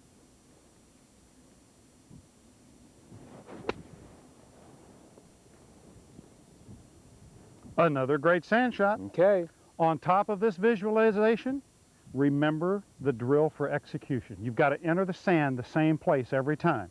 TJ, one more time. Okay. Here again, to become the best sand player you can become, you need to pay attention to entry point in the sand. I'm going to put down 3 balls instead of 10. When you do your drills at home, place 10 balls down. And here again, we're going to put 1, 2, 3 balls down in a row. We're going to draw a line to the target. At the target, we're going to draw a perpendicular line 3 inches behind the ball. And we're going to hit, I'm going to hit 3 shots here. I would like for you to do 10 at home. Pay attention to where the club head is entering the sand behind the ball. And it should be very repetitive.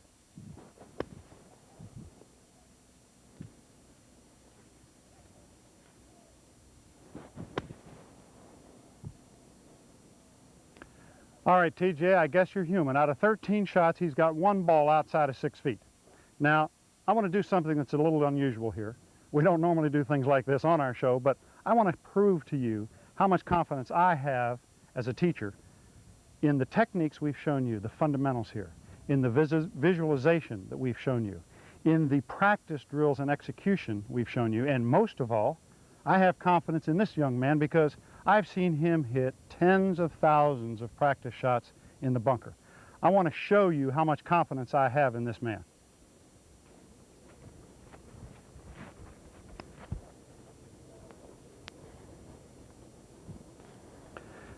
TJ, I want 3 high, soft shots right here. Okay. Are you all set? Right here. I'm ready. Here we go.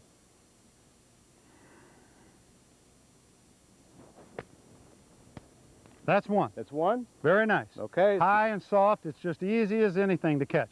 If we can do it again for you.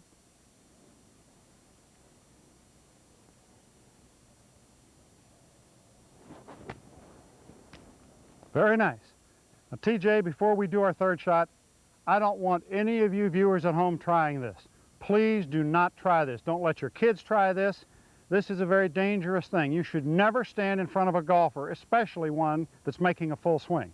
In fact, if I had any brains, I wouldn't be here myself, but I know TJ. I have complete confidence in his sand game. I've seen him do the practice required. And now, TJ, let me have one more. I want a high, soft 3rd one right here.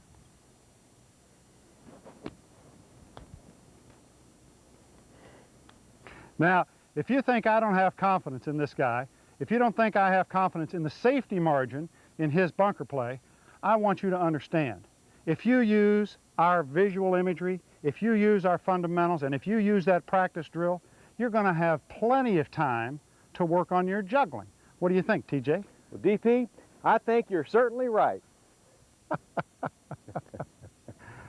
Now remember, I want you to work on your sand drills. I want you to work on your sand fundamentals. I really don't care about your juggling. It's just a little fun we're having, and I hope you remember this show because this can make sand play a strength of your game.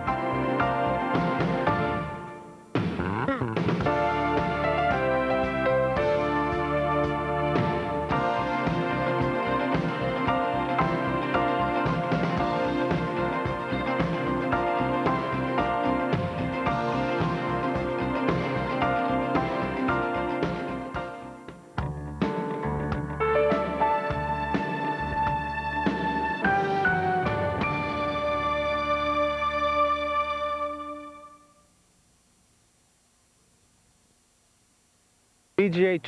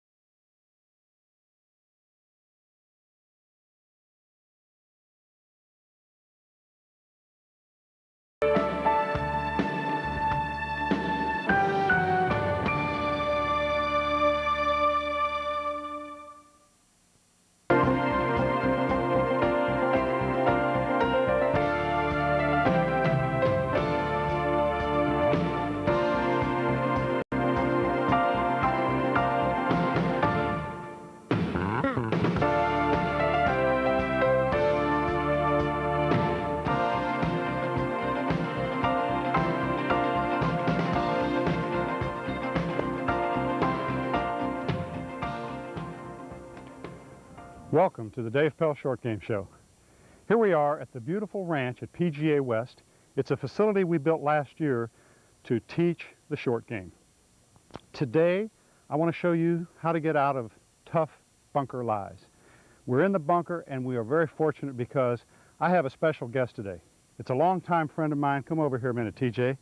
This is Mr. Tom Jenkins. Dave, how you doing? Great to be here. It's a pleasure to have you here, TJ. TJ is, truthfully, one of the best bunker players in the world. He won the Philadelphia IVB Classic. He's played the PGA Tour for 15 years.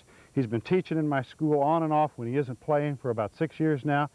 And we are kind of excited because we're going to have some fun today. We got some really tough shots to show him, and I'm looking forward to watching you do them, TJ. Well, DP, it's great to be here, and I'm excited, and let's get to it. All right. All right, now TJ, today we're going to work on 5 different bunker shots, really 4 difficult ones, but I've only got 4 balls set up here in the bunker. What I want to show our audience is, got a perfect lie here in the sand. It's sitting right on top. I've got a ball 1/3 down in the sand. It's slightly buried. I've got a fried egg, a lot of space around the ball, but it's low in the sand, and I've got a totally buried ball. Now, what I'd like for you to do, TJ, is show us how you hit the good lie. It's perfect. And then we'll get into the tough lies. All right, sounds good, Dave. What I'm going to do here is place 3 balls in this first ball position here. Now, I want to start by addressing this ball square with a square stance. The first thing I'm going to do here is I'm going to open my stance up, keeping the ball forward in my stance off my left foot. The second thing I'm going to do is open the club face, so it slides under the ball. And here again, to make sure the ball doesn't go right, I'm going to make sure that I open my stance, my alignment, left of the target. Let's see what we can do here.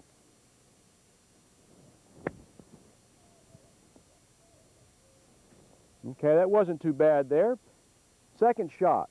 Here again, ball up in my stance, club face open, alignment, left of target, and I'm going to slide the club under the ball.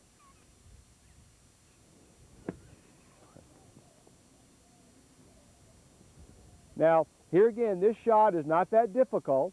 Just make sure the ball is up in your stance, club face is open, alignment left, and get the club to slide under the ball. How was that, D? That's super. That's super. Now, TJ, I like it. It looks simple, but that's a good lie. I want to set up now 3 1/3 buried lies, and we'll get into your techniques and how we recommend for our audience to get these balls up and down out of 1/3 buried lies in the bunker.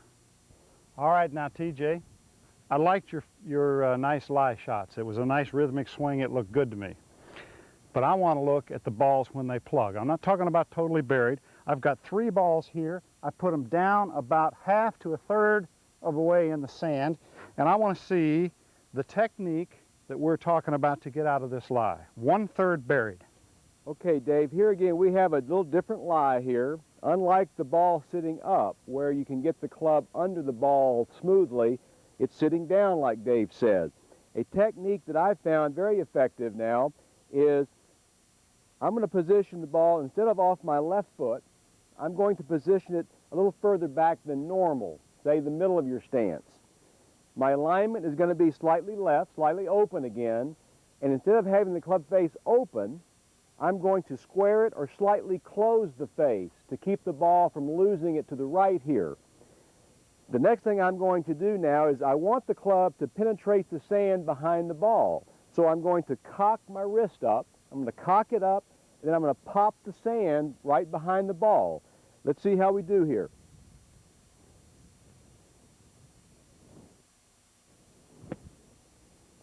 Here again, the ball is going to come out a little lower than normal. It's going to run a little further than normal. Let's try it one more time here. Club face square to slightly closed, cock it up, and pop it. Here again, you must be aware that the ball tends to want to come out right. So we want to make sure the club face is slightly closed, cock it up, and pop it.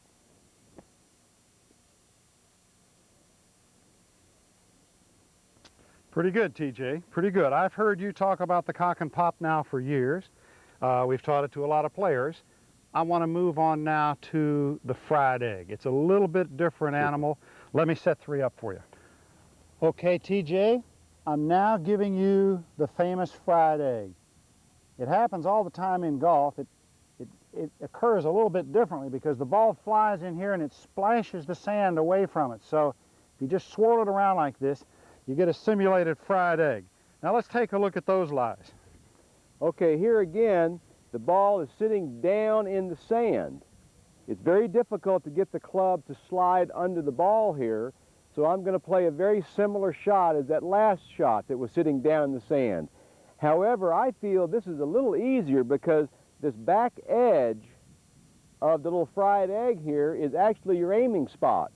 I'm going to play the ball a little further back than the previous shot. I'm still going to have the club face slightly toed in, slightly closed to avoid the ball losing to the right here. Same technique, body alignment, left of target, club face slightly closed. I'm going to be aiming at that top edge of that fried egg behind there. I'm going to cock it up, and then I'm going to pop the sand.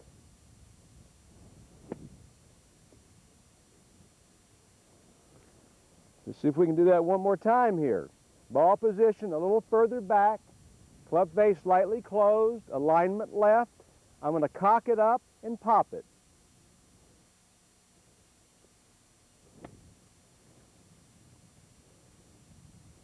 One more time.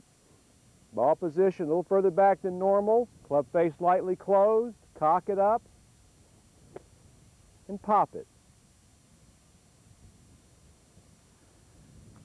Super shots. Thank you, Dave. It's almost as if you were really one of the best sand players in the world, which I guarantee you the man is.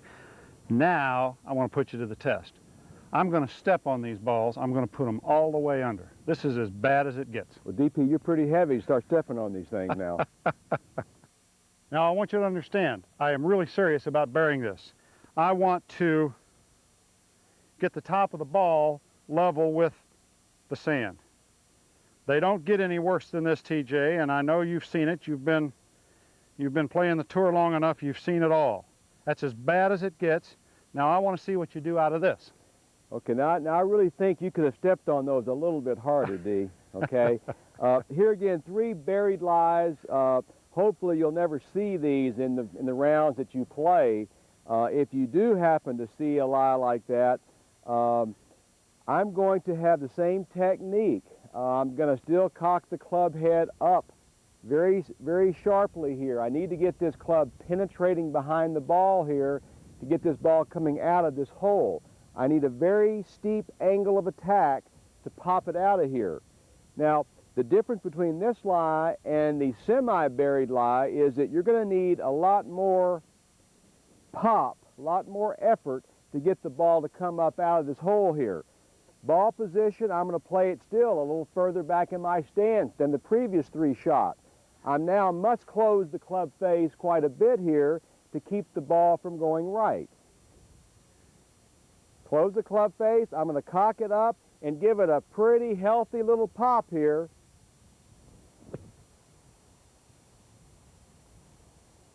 Here again, you've got to try this a few times to understand how much pop it really takes to get it out of here. Cock it up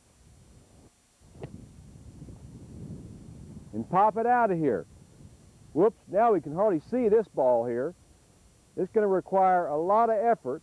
Cock it up, pop down.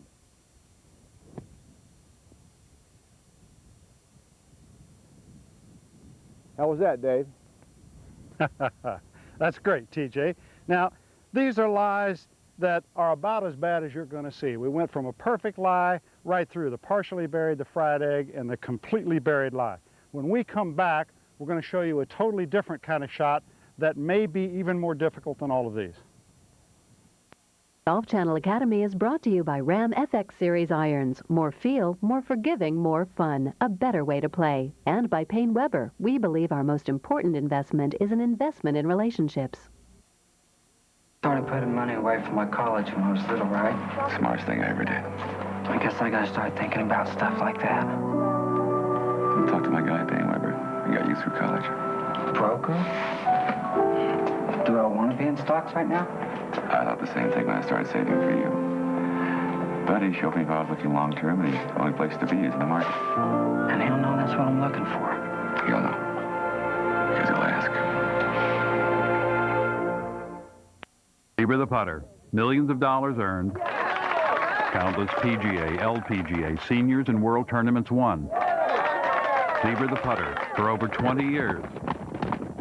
The herd shot round the world. Study this carefully. The new FX Oversize. One for men, one for women, one for seniors. Each one specifically designed and fitted to deliver oversized game improvement. FX Oversize. New from Ram Golf.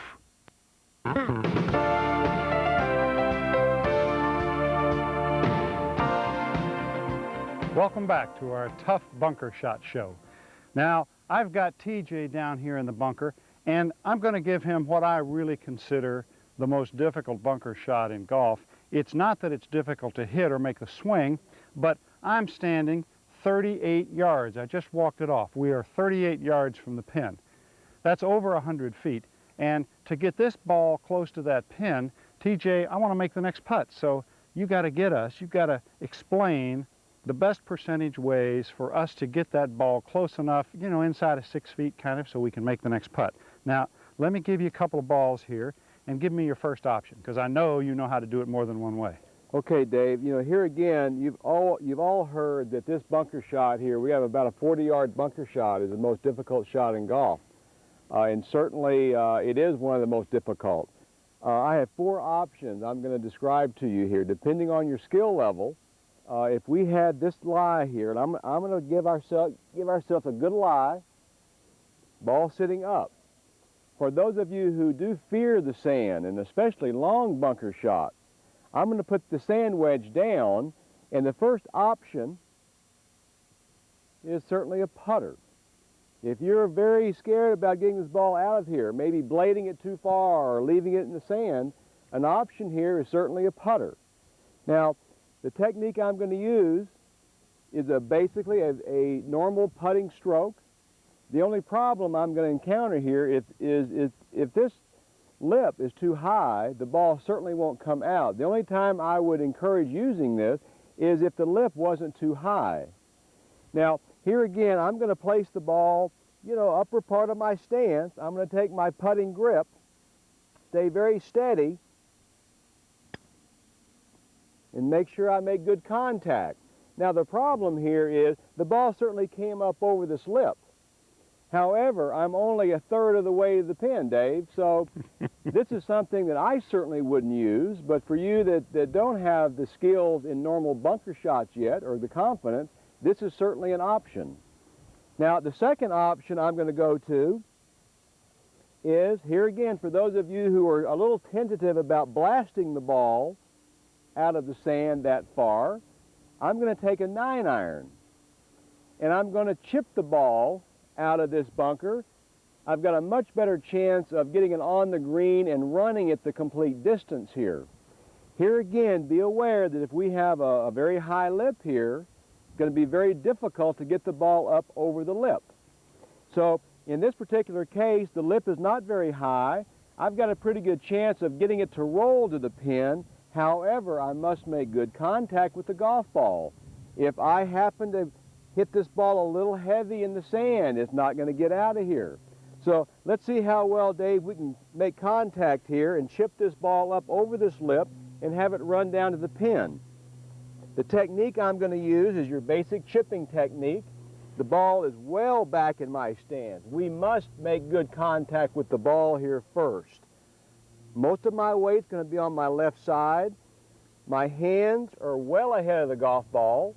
I'm going to now kind of raise up a little bit to ensure making good contact. And we're just going to make a little chipping stroke, making sure I make good contact.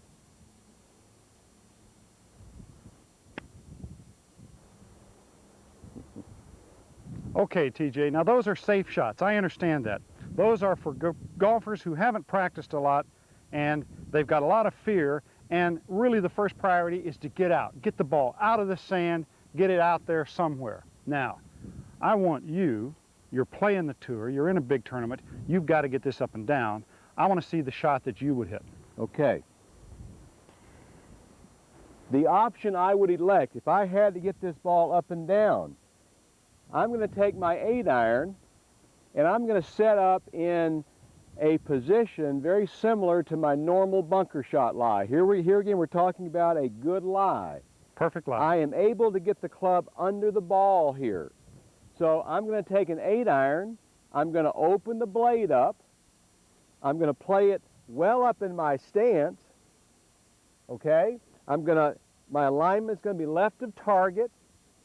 Here again, I've got a lot of room for error here. I'm going to be entering the sand about 3 or 4 inches behind the ball here with an 8-iron. Now this ball should be landing probably, say, 20 feet in front of the hole. It's still going to run a little bit.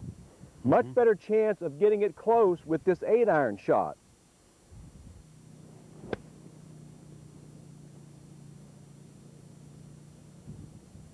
Well under control. Yes, yes, I love it, TJ. That's super. Now, I want you to do one more thing for us. I know that you don't like this next shot, but it's what the TV commentators always refer to as the most dangerous shot in golf. It's the sand wedge nipped with a full swing. If you hit it perfect, shoot, you can hole it, you can do anything. But if you mishit it a little bit, look out for big scores. Okay. Here again, the shot he's talking about, off of normal lie, ball sitting up, I've got a 40-yard wedge shot. Now I'm going to take my sand wedge. And I'm trying to land this ball now closer to the flag. This ball is not going to run quite as far. So what I have to do here is take my normal setup, my normal sand setup, and to allow this ball to carry that far, I've got to get pretty close to the golf ball here. Now, if I ever make an error, and you're going to notice swinging this hard at it, if I ever make an error, this ball is in the next county. But TJ, wait, that's my classroom up there. Just be careful here. I want you to put a good move on it now. I want it down by that pin. All right, here we go. Ball position up in my stance, club face is open, even on the long shots.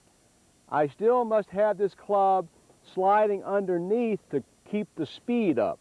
I need acceleration under the golf ball here and through the shot. So here we go, Dave.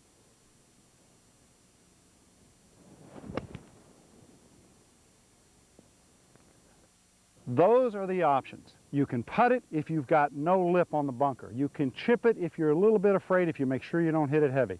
You can blast it with an 8-iron, and you've got a nice 3-inch margin of hitting behind it and scooting the 8-iron under it. It's a pretty good shot. That's what he would hit. Or you can go to the rip swing and take your chances. I don't advise it, but you can do it. When we come back, we're going to put the ball in down lies. Instead of having 4 perfect lies here, we're going to watch TJ do these same shots out of tough lies. The Golf Channel heats up in November as tournament coverage heads to the Outback with 2 Australian PGA Tour events. Live interactive golf instruction moves to a full hour with the Golf Channel Academy Live, featuring renowned golf instructors. Golf Talk Live welcomes 4 new guests as host Peter Kessler answers your calls. All this and more in November, only on the Golf Channel.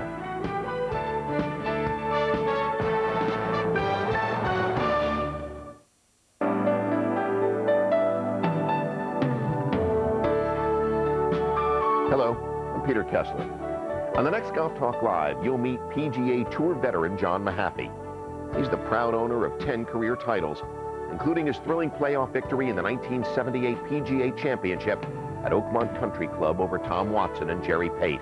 That's John Mahaffey on the next Golf Talk Live. Monday at 8 p.m. Eastern, only on the Golf Channel. Summer may be over in your part of the country, but the heat will still be on in San Antonio, Texas this month. The men who do it best on the PGA Tour will gather at La Cantera Golf Club for a sizzling showdown in the Lone Star State. The Golf Channel brings you exclusive coverage of the PGA Tour's La Cantera Texas Open. Round 2 tomorrow at 1 p.m. Eastern.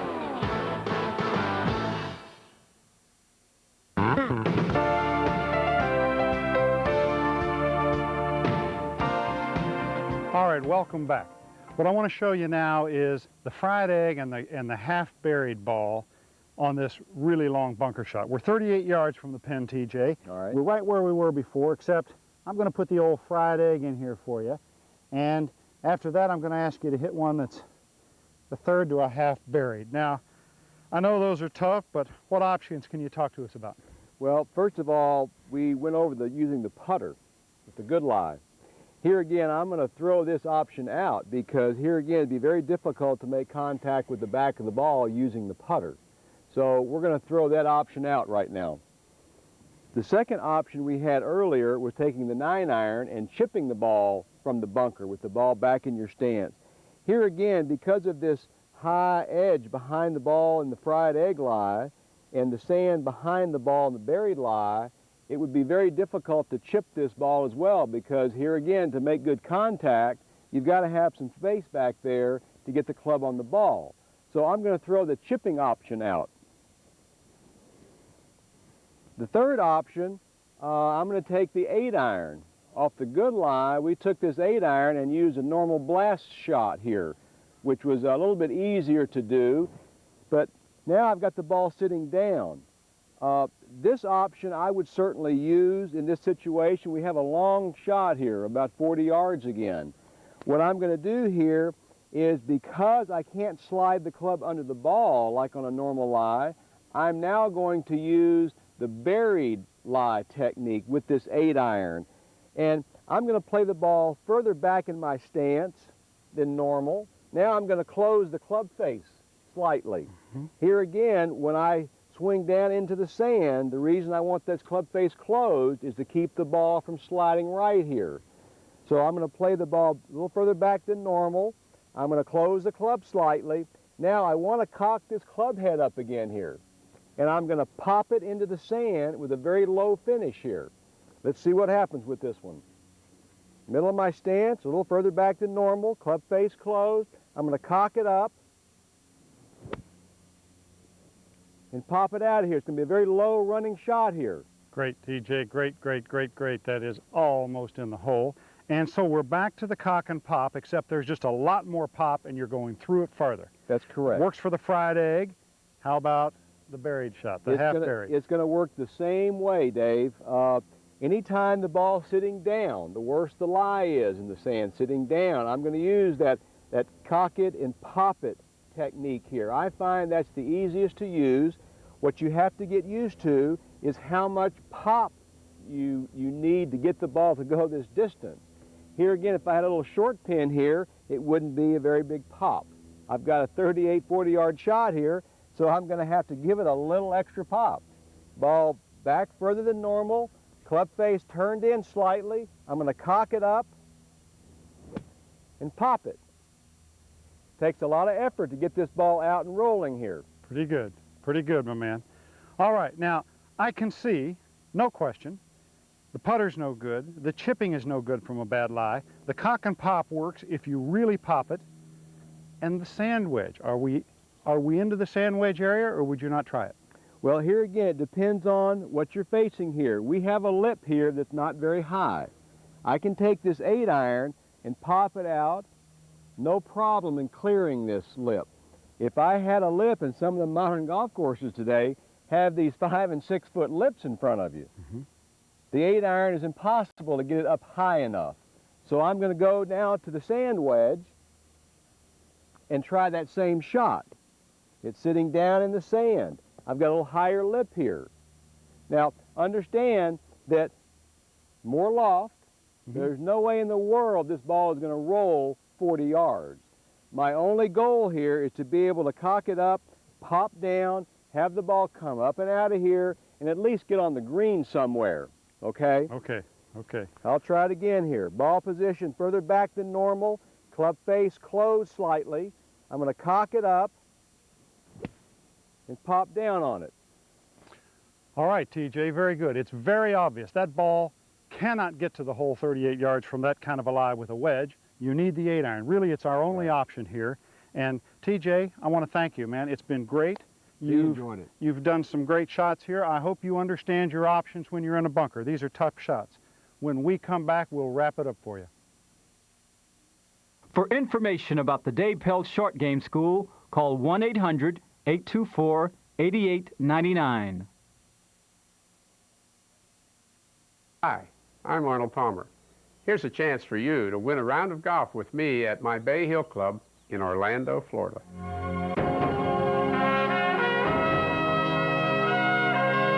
To enter, recruit your fellow golfers to subscribe to the Golf Channel, a network for golfers by golfers.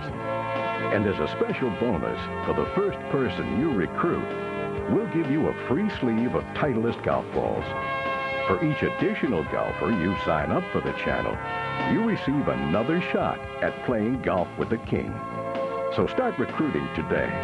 Send in the names and cable or satellite account numbers of the friends you've recruited to Arnie's Army, Box 1387, Palmetto, Florida, 34220-1387. Thanks for watching the Golf Channel, and maybe we'll be teeing it up together. Hello everyone, I'm Dwayne Ballin. Coming up on the next Golf Central, the La Cantera Texas Open, the Dunhill Cup, and the Nike Tour Championship are all underway. We'll have highlights, scores, and much more coming up next only on the Golf Channel. Tonight on the Golf Channel, round 1 of the Alfred Dunhill Cup at 8, followed by Golf Channel Academy at 11:30, and round 1 of the La Cantera Texas Open at 12 midnight Eastern Time.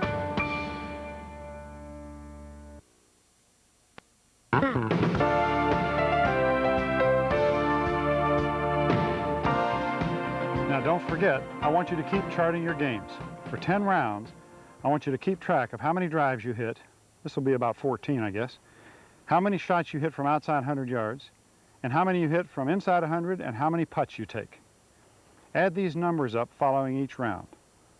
I'll take all this information, and on a later show, I'll prove to you not only the importance of your short game, but why and where you need to improve it. Remember, send this information to me at the Dave Pelz Short Game Show, care of the Golf Channel, 7580 Commerce Center Drive, Orlando, Florida, 32819. For our 65% data point this show, I want you to understand, bunkers are penalties in golf. There's no one in the world that gets it up and down out of bunkers all the time.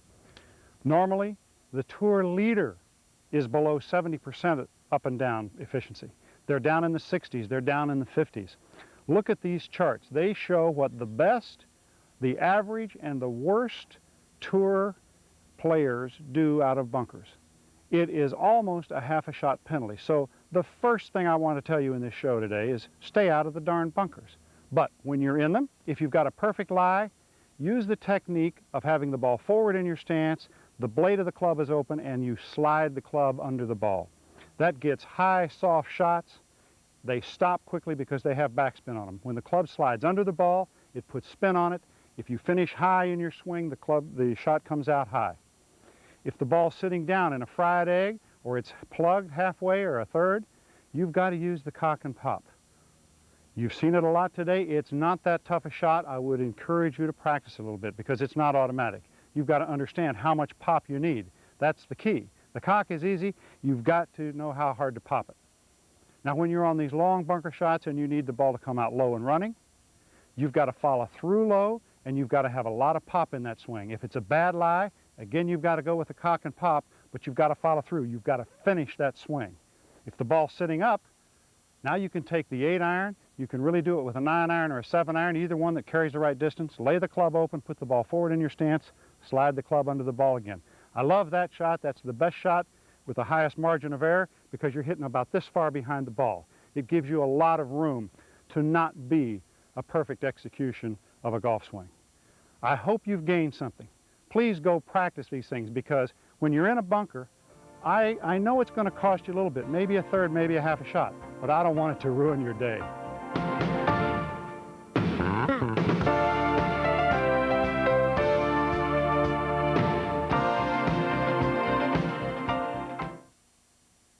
My, how far... with an almost unbelievable display of golfing virtuosity. And he proved he's back.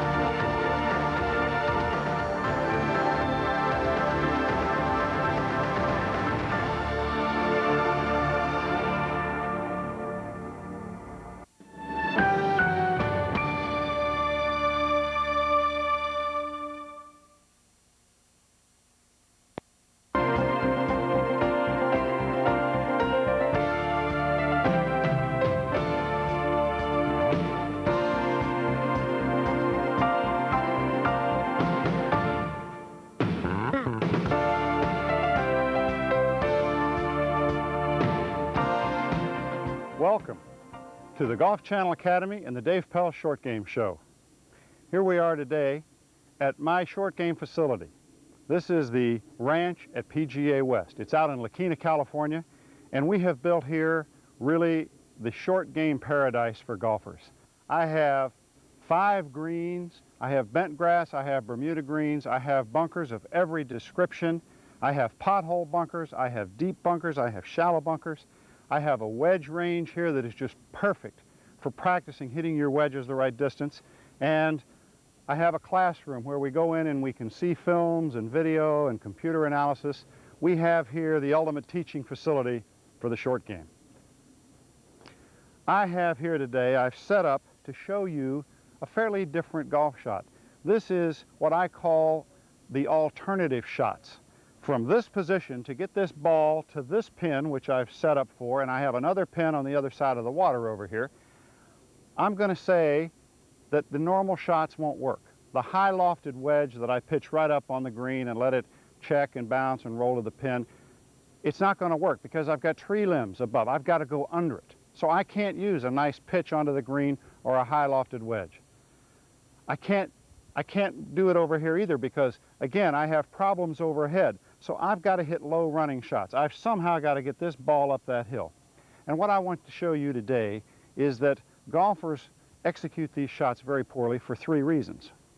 The first reason is they don't understand the shot. They don't set up with an understanding of what this terrain will do to a golf ball. They don't understand what they're trying to do. They're just trying to move the ball from here to there. The second thing, even if they knew what shot they were trying to hit, well, they don't have the technique. They don't have the mechanics.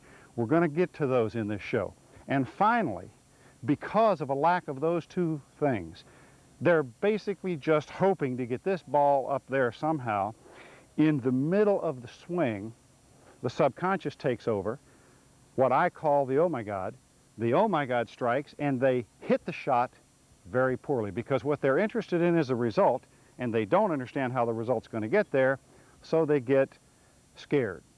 When you have fear in your subconscious during a golf swing, you're in real trouble, and I think you've probably experienced that. Now let me show you something about this hill. Physically, I want you to understand, if this is the ground, if this is level, there's a fundamental, it relates to physics, but it's really a golf fundamental.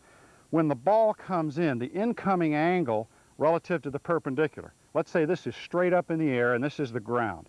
If a ball comes in at 45 degrees, if the incoming angle is 45 to the vertical, the bounce will be at 45.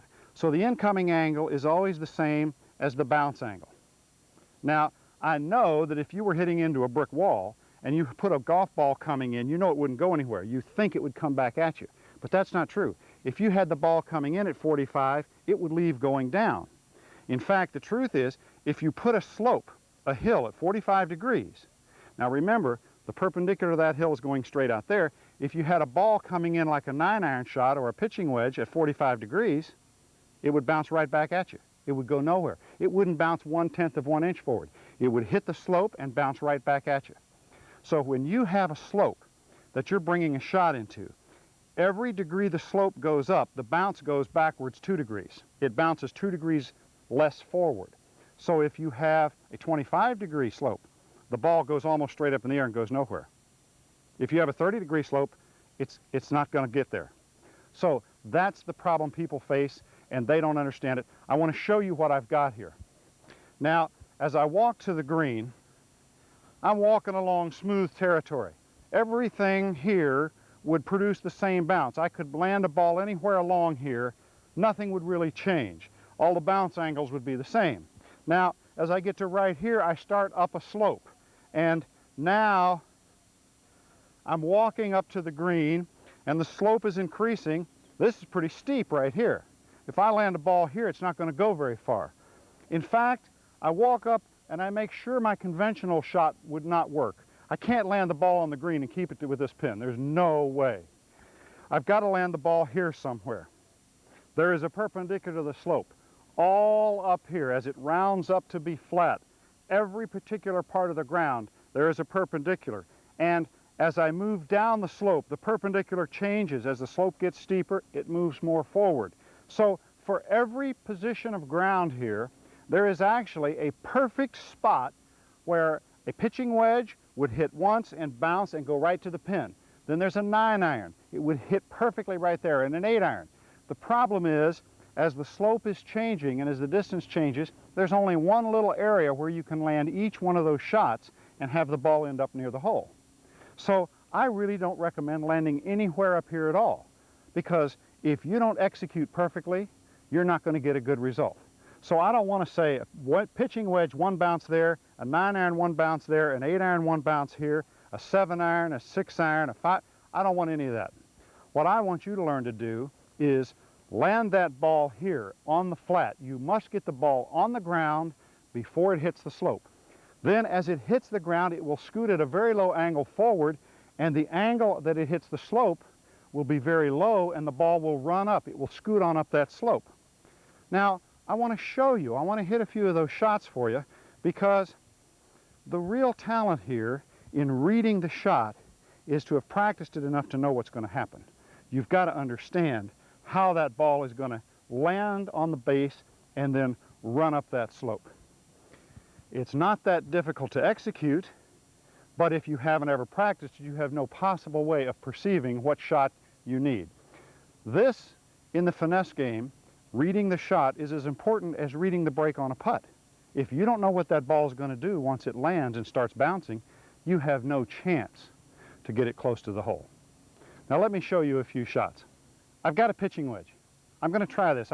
I think it's probably not the club. It's not the one I would choose because I think the bank is a little bit too steep. But let me put a little pitching wedge on the bank there and we'll just see what happens.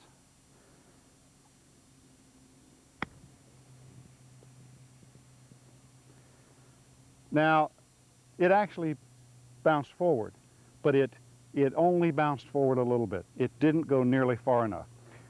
It's clear to me it's not the right club. When we come back, I want to show you what is the right club and how you can get that ball up there fairly repeatedly every time. Golf Channel Academy is brought to you by Ram FX Series irons. More feel, more forgiving, more fun. A better way to play. And by Payne Weber. We believe our most important investment is an investment in relationships. New FX Pro Set iron. Original thinking, original design, original performance. 3 different sets in one. The power to improve your game, times 3. Call us at 1-800-FX-CLUBS. Study this carefully. The new FX Oversize. One for men, one for women, one for seniors. Each one specifically designed and fitted to deliver oversized game improvement. FX Oversize. New from Ram Golf. I only putting money away from my college when I was little, right? Smartest thing I ever did. I guess I gotta start thinking about stuff like that. Talk to my guy, Payne Weber. He got you through college. Broker? Do I want to be in stocks right now? I thought the same thing when I started saving for you. But he showed me if I was looking long term, and the only place to be is in the market. And he'll know that's what I'm looking for. He'll know. Because he'll ask. Hello, I'm Peter Kessler. The director of golf at Arnold Palmer's Bay Hill Club is Jim Deaton. Next time on Academy Live, he'll join us to answer your questions on the golf swing.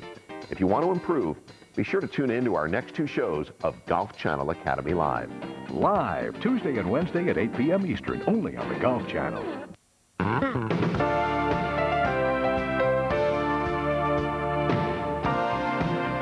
Welcome back, and I want you to learn some of these alternative shots and put them into your short game repertoire. Now what I've done, I have chosen a 6-iron. I read this shot to be about a 6-iron shot. I think I can land a 6 before it gets to the slope. I can get it bumping and running. It'll chase up the slope and maybe dribble on the green up near the pin. What I really want to do for sure here is get it on the green somewhere. I don't want to leave it on the slope, which is kind of another tough shot ahead of me. I want to get rid of that. And of course, I don't want to knock it over the green. So now we come to execution. An awful lot of golfers who don't have this shot in their mind's eye, they don't know what they're trying to do, they take their 6-iron or their 5-iron and they put it very far forward in their stance and then they just try to hit it. That's a bad thing to try. I want you to stand beside your ball and just swing your 6-iron, just swing it back and forth through the grass. really lightly, so you're just skimming the grass. And I want you to notice where the bottom of your arc is. For every swing any golfer makes, and I don't just want you to do it with your hands, I want you to kind of do a little body motion back and through. I want you to create the swing arc and see where the bottom of that arc is. Now you want to put this ball relative to the front and back of your stance at a point where you're just hitting the ball near the bottom of the arc. I don't want to hit a descending blow. It'll put too much backspin on it. I certainly don't want to try to hit it on the upswing because I may hit the ground first. So I want to put it near the center of my stance. If I know where the bottom of my arc is, now the next question is, how do I actually hit this shot? I don't want to see you hit it and stop. I don't want to see you cock your wrists on the backswing and again create a descending angle into the shot. I want you to have a swinging motion, very little wrist action. The length of the swing is going to kind of determine how far the ball goes. Now if you know that you can make solid contact, the ball's not too far forward in your stance, and you know you're not going to come down on it, you'll have what we call the bump and run shot because it'll have a little backspin on it. This club face angle is going to create a little bit of backspin, but it's normal, and all I've got in front of me today is fairway. It should run on up there. So let me try one here. I'm imagining that that's about the length swing I need to land this ball just short of the rise. I'm just going to bump it up there.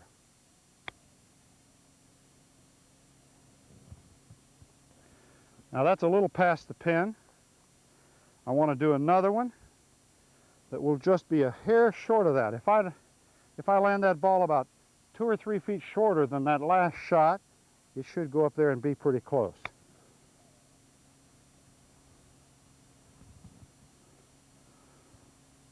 Okay, from here, when I look at that, I see that ball 5 feet from the hole.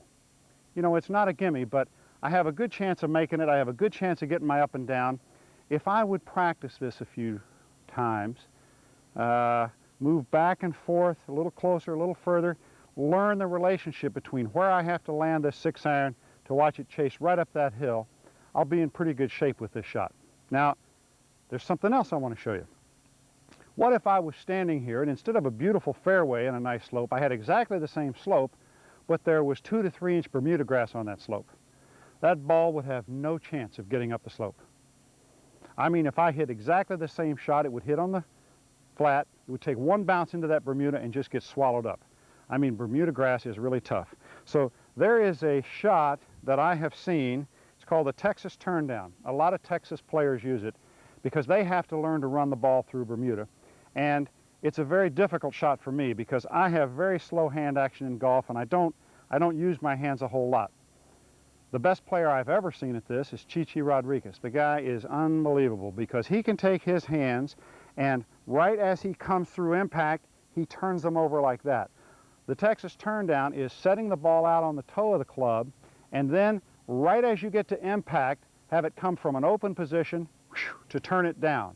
You're trying to take the ball and turn it down into the ground. You're trying to minimize the backspin. The only way a ball is going to go through Bermuda up a slope is if it's turning over. You've got to create the overspin. So I'm going to try one here. Don't be too tough on me now because my directional control when I roll my wrist gets very poor. I haven't practiced it a whole lot and I've never been very good at it. But I set the ball out on the toe.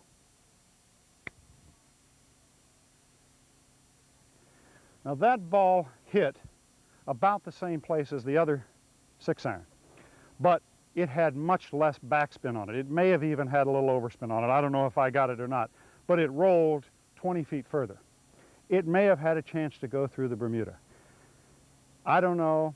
I don't know how much you play in Bermuda grass. If you don't play at all, don't worry about it, but the Texas turn down is a quick turning over of the wrists at the impact moment, and your direction is going to be terrible if you don't practice it a lot.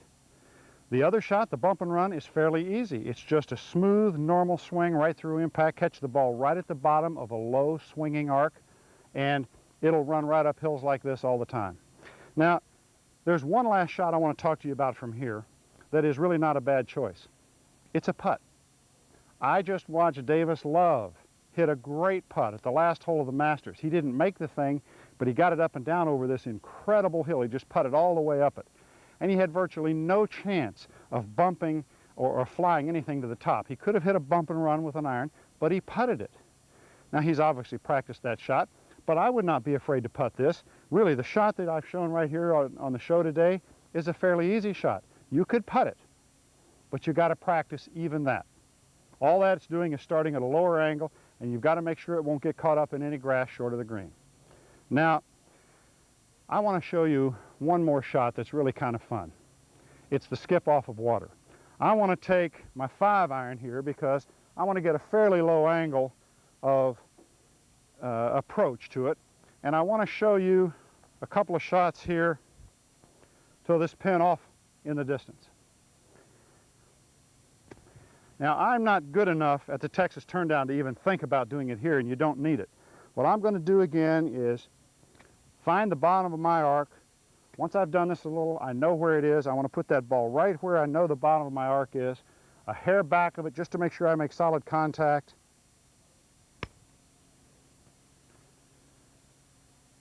And I roll that ball right up on the green. It's really not a problem. If you do it a few times, you can learn to completely forget about losing the ball in the water. I mean, hitting a ball that hard, that ball skipped twice. I'll try to skip this one once.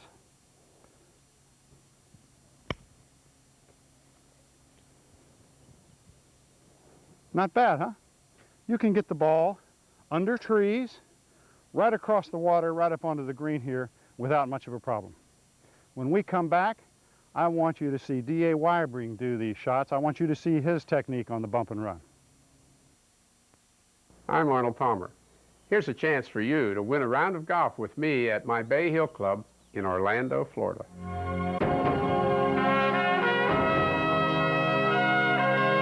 To enter, recruit your fellow golfers to subscribe to the Golf Channel, a network for golfers by golfers. And as a special bonus, for the first person you recruit, we'll give you a free sleeve of Titleist golf balls. For each additional golfer you sign up for the channel, you receive another shot at playing golf with the king. So start recruiting today. Send in the names and cable or satellite account numbers of the friends you've recruited to Arnie's Army, Box 1387, Palmetto, Florida, 34220-1387. Thanks for watching the Golf Channel, and maybe we'll be teeing it up together.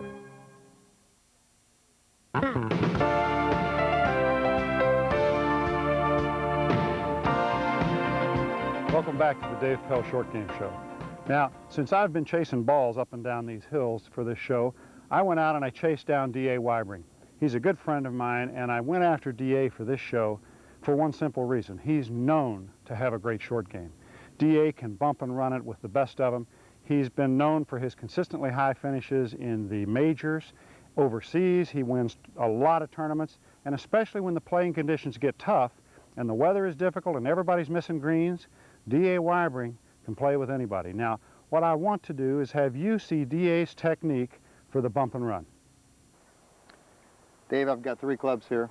I got a shot that I want to have some versatility, and I think people need to realize at home that don't just be locked into one club you chip with. May it be a sand wedge or a 7-iron or whatever, but because of the conditions, there's normally 3 different clubs. You can play almost every shot, not only a chip shot, but probably out in the fairway as well. Now, the first thing I'll do here is I'll try to read the bank. I want to look for a flat spot where I can land the ball, so I can get a good consistent bounce up the hill. Would you agree with that? The first bounce, that's it. That's what you're talking about. Exactly. All right, what are we going to try here? Well, why don't we show them how not to do it first, okay? Good. If I would take the 8-iron here, and I think people try to line drive it into the bank a little bit too much, and they would hit it a little bit too hard, and that one hop would kind of hop up over the hill, and the ball would take off and run, and you wouldn't have very good control of it. That's what you don't want to do. Or then they get nervous, and they'll try to hit a shot, and they won't quite get it there, rather than really picking out a spot where they want to land the ball, okay? Now, if I was going to go with this 8-iron, I want to land the ball just at the base of the hill. I see a nice flat spot. I want it to take one nice bounce that'll kill it, and then allow it to go ahead and roll over the bank. Okay. and let it go ahead and roll right on up there. Now that's Very up nice. there Very nice. under control. I think we can get that one up and down. All right. Let's see it with. Let's see. That was an 8-iron. Let's take the 7. Okay. What are you thinking now? 7-iron, a little bit less loft. The ball's going to roll a little bit more, so I'm going to get the ball going a little bit lower and have it chase a little bit more going into the hill. Okay? A little bit lower, allow it to go ahead and roll a little bit more into the hill. Okay, And, I thought I would take that one. Okay. My friend, now let's see a 6-iron. Well, 6-iron, you know, when you get down 6-iron, 5-iron, if you wanted to, you could kind of go to your old putting stroke. You know, for a lot of amateurs, a good choice, if it's mowed down areas, is use a putter and roll it up there. You could do the same thing with a 6-iron. Go ahead and take your putting stance, get it back in your stance, and then go ahead and really have it roll. Really have the ball kind of rolling up the hill and control the speed that way. Huh? Not bad there. That'll work. All right. You've shown me 3 different shots, and you've hit the ball the right place every time. That means to me you've practiced this a bunch of times. I have. I don't want our audience to think the concept's no good because the first time you try it, you land the ball in the wrong spot and it doesn't work out. You got to practice this thing. I mean, how much are you practicing this over a period of 8 weeks, 2 months on the tour? How many times are you going to do this shot? Well, if we get through a stretch like Florida, Texas, where we have golf courses where we really need this shot, I'll practice it every day. I'll hit a few pitch shots every day, try to balance my practice. I think early in the week you start off working on your full swing, and then you put that in place, and then as the tournament goes on, I work mainly on my short game.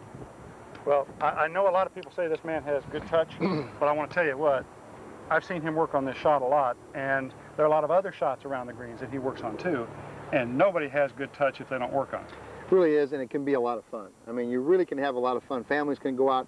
Anybody can be a pretty good chipper. It's not a strength factor. It's just understanding technique, especially when you chip the ball. Get the ball back in your stance. Very important. Get your weight left and have your hands in a position where you can control the flight of the golf ball. And then it's pretty much your rhythm and in your confidence. And the more they go up there close and the more that go in, the more confidence you have. My friend, I want you to start sinking more of these than you've ever sunk before. Dave, I hope so. I enjoyed being with you. Thank you. Thank you.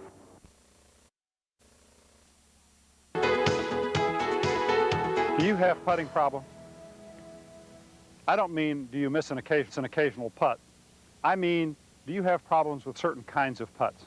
Do certain types of difficult putts give you real problems where you consistently mess them up?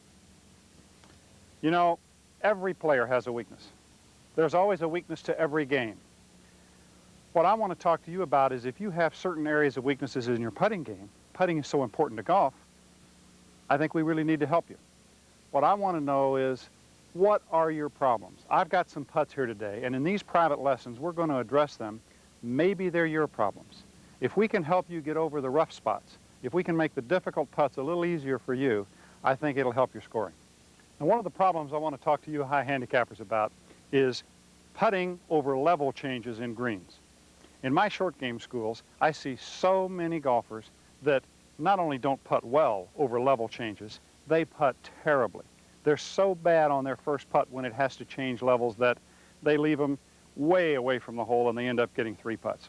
This problem is so prevalent that in my short game facilities in both Boca Raton, Florida and PGA West, California, I have built special greens with level changes on them so we can practice these putts. Now what I'm talking about is an example right here. I don't know if you can see it on the television screen or not, but I'm standing right at the base of an incline. This goes up about 1.5 to 2 feet. If I take my putter and put it 1.5 feet above the ground and just try to hold it there and I walk up this hill, you can see that the ground is coming up to meet the putter. I'm now 1 foot or so higher than I was. Now the question is, how do you learn to roll the ball from there to this hole and make it the right distance? Well, the best thing I've been able to come up with is an imaginary hole. This little target, I have found that for every foot of elevation you lose or you gain, whichever you call this, the pin is higher than the ball is. For every foot that it goes up, you have to put the imaginary cup a step behind the real hole.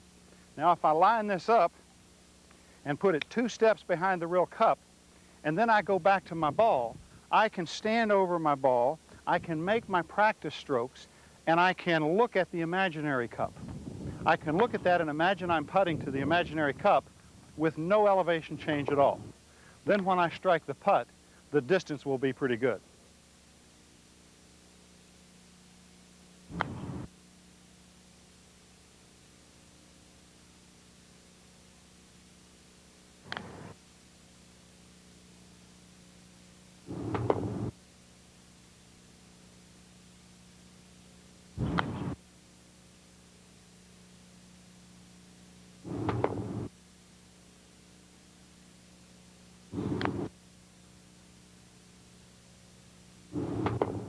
I want you to try this now.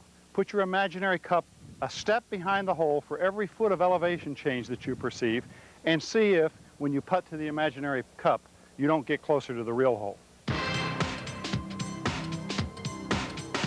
And when you go downhill, it's just the opposite. For the power hitters, I'm going to come over here and go back down this hill because I want to talk to you in just a minute about your problems that I see so frequently. But in rolling the ball down the hill to an imaginary target, I don't want you to use 1 step or 3 feet for every foot of elevation change. I want you to use more, because when you go downhill, the momentum of that ball really gets going, and it's 4.5, 5 feet in distance change for every foot of elevation. So if I had this putt down this 2-foot slope, I'd put the imaginary target here. I'd say 8 or 10 feet short of that hole. Now, if I putt to that disc, my distance ought to be okay. The other problem that I see for you power hitters is that you continually, on these downhill putts, you can't crank down your power enough. You keep knocking them by. You hit them too far. You end up 3-putting coming back, and I don't want that. I've got a tip for you here, and it's a very simple change for you to make. I want you to make your practice swing for this putt as you normally would. Now remember, I'm aiming at the disc, the imaginary disc, and I'm making the perfect practice swing for this putt. I've got my normal stance, I've got my normal length putter. I get one I like, boy, that's perfect. I move in to putt it, but instead of putting it, I then go down on the shaft. I simply extend my arms. I remove all the angles between my wrists and my arms. I don't move my head and shoulders, I just put my arms down. Now I make the same stroke that I'd been making. It should be perfect. It'll take that last little bit. It's just a little refinement to remove the fear of knocking it too far by the hole. I want to show you now. I'll make a good practice stroke here. That's what I want. I move in, I put down, I look, and I make the same stroke. It's almost perfect speed every time when you do it that way.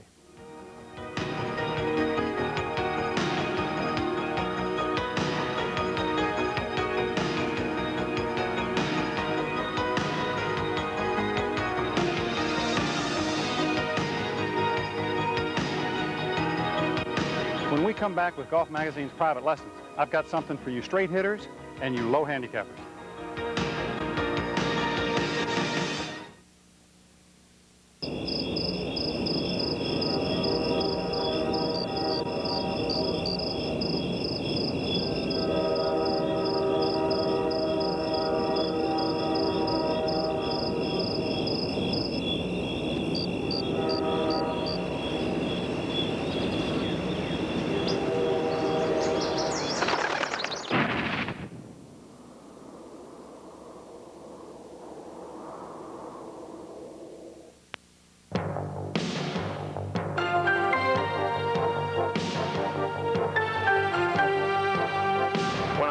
I do a lot of fishing. I love it, and it sort of takes my mind off golf, you know. It can get pretty stressful now and again, so this is the perfect way for me to take the stress away and relax, get away from it. Coming up next.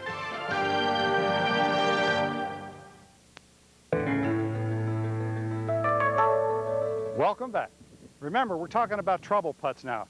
The putts that give you a consistent problem in your game. And for you straight hitters, I've noticed something that you do it all the time. You stand over your putts, you're all over the golf course now, and all kinds of putts, and you make what looks like a pretty good putting stroke, but it's short. You consistently leave putts short. You say, oh, geez, that was almost a good putt. Almost went in the hole. Well, I want to tell you, if this putt had been right there, most of you would say almost perfect. I would say terrible. That's a terrible putt. It's short. Number one, it had no chance of going in. I've never seen a putt that was short get lucky and go in. Short putts don't go in. There's a second problem with leaving putts anywhere near the front of the cup. Even if it barely got to the hole, it was going so slow it would likely bounce one side or the other. It would be deflected by the footprints and the ball marks and the vagaries of the greens. You know, greens aren't perfect surfaces. People are walking all over them. And right here in the 6 feet around the front of this cup, there are footprints that are going to move that ball one way or another. You've got to roll your putts through that area with enough speed to hold the line. I want you to roll them with nice speed. In fact, if the pin wasn't in here, and I'll take it out right now, if I had a perfect putt rolling in here and the cup was covered with a piece of plastic, the perfect putt would roll right over the top of that plastic and it would stop 17 inches behind the hole. I've measured that's the optimum speed. If it goes any faster, you're going to lip more out. If it goes any slower, you're going to get deflected by the incoming footprints more often. Now, I want to show you the drill that will develop your touch. It'll make you a better putter. You will make more putts. And this is for all putts. I don't care if they're breaking, uphill, downhill, side hill. I want you to roll the putts at a speed that stops somewhere in that safe zone. Now that's fine speed. It didn't go in, but it had a chance to go in.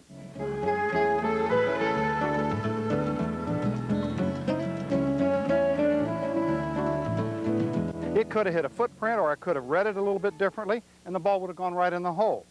This drill is a challenge to see if you've got a good enough stroke to roll 10 in a row into that safe zone. Now, if I was really doing the drill, that shot is short. I would have to go get those two balls, start all over, and putt 10 in a row into the safe zone. It's a great drill because as you get further in the drill, let's say I hit my first 9 putts great. Now this last one has to be good or I have to start all over. That's the way to develop your touch.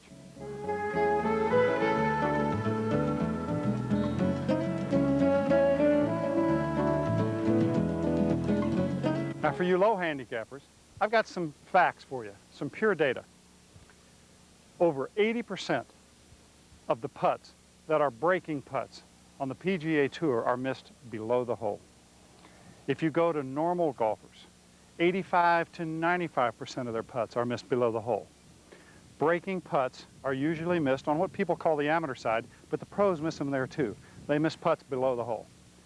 I've got us sitting here now on a really big breaking putt. We're on this slope that I was talking about in the first session, and this thing is really going to roll. It's going to break a lot. And I want you to understand, if you're going to have a chance to make this putt, you've got to play at least twice as much break as you see. Golfers under-read putts. Now, if you've been reading Golf Magazine, you'll know we had an article there, The Amazing Truth About Putting, and that's that if you measure thousands of golfers, they under-read all their putts, no matter which way they break. We've even made a video, and if you want to see the data, I don't have time to tell you here now, we prove to you on the video why you have to double the read of your putt. When you see, if you think this breaks 3 feet, I want you to play 6. Now, I'm going to play about 10 feet of break here. And there aren't any amateurs that would step up to this putt and say it's going to break 10 feet, but I just want you to watch it.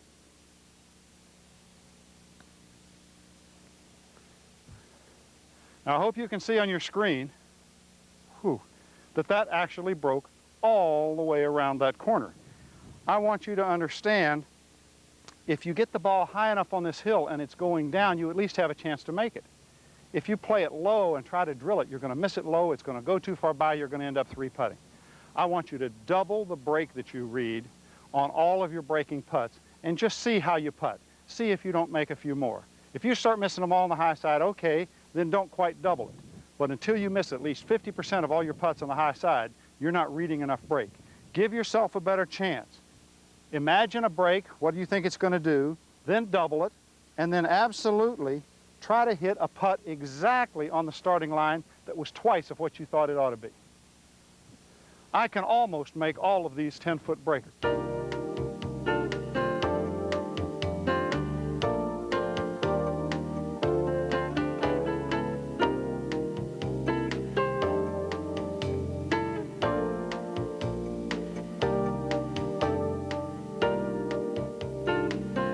If you read them perfectly, you can make some yourself too. Now I've shown you 4 common putting weaknesses today. Which one is yours? Do you know?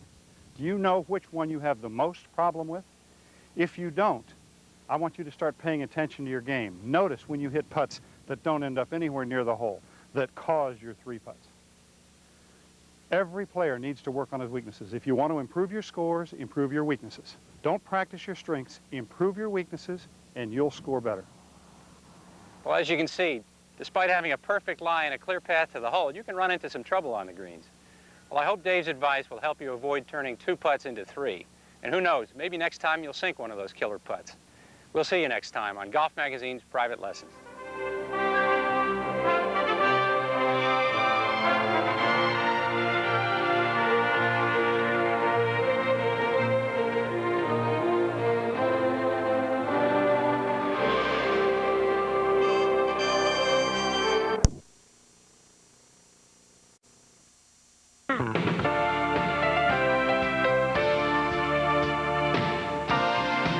Welcome back. I'm up on the green now, and as you can see, I've got the ball fairly near the hole. The easy part is done, what I consider the easy part. Now, if you can't hit the ball at all, maybe the tough part is getting here, but for most golfers, putting is about half the game. Actually, it's designed to be 50%, but in reality, if you look at the numbers, 43% of all golf shots are putts, so 43% of the game is after you get on the green. Now, half of all those putts are short putts. They're your second putts, you've chipped it close, or you've hit a good shot from the fairway, but you've got to get this thing into the hole. If you can't make short putts, this is a tough game.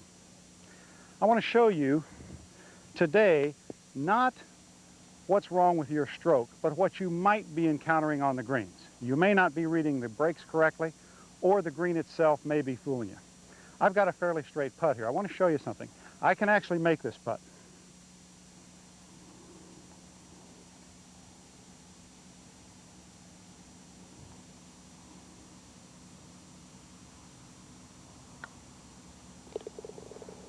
It's really not the toughest putt I've ever seen. It just takes a nice little stroke back and through. And I should be able to make most of them. It's a straight putt.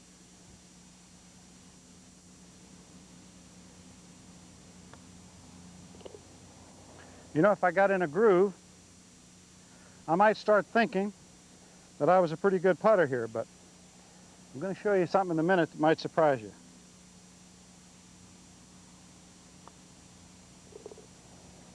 Now, I know I can make this putt, but I want to do something. Just watch what I'm doing.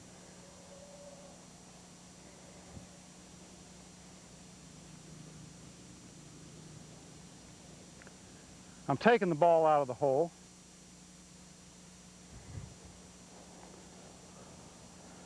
I'm just walking around on the green. I'm really not touching that ball. I'm not doing much of anything. But watch what happens now on the same putt, on the same putting stroke.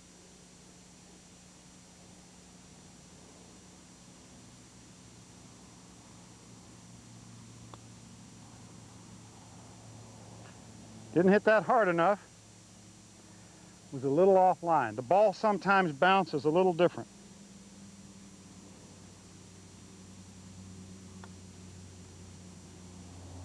Now I feel like I made the same stroke.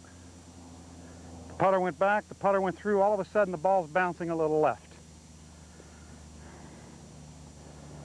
What should I do?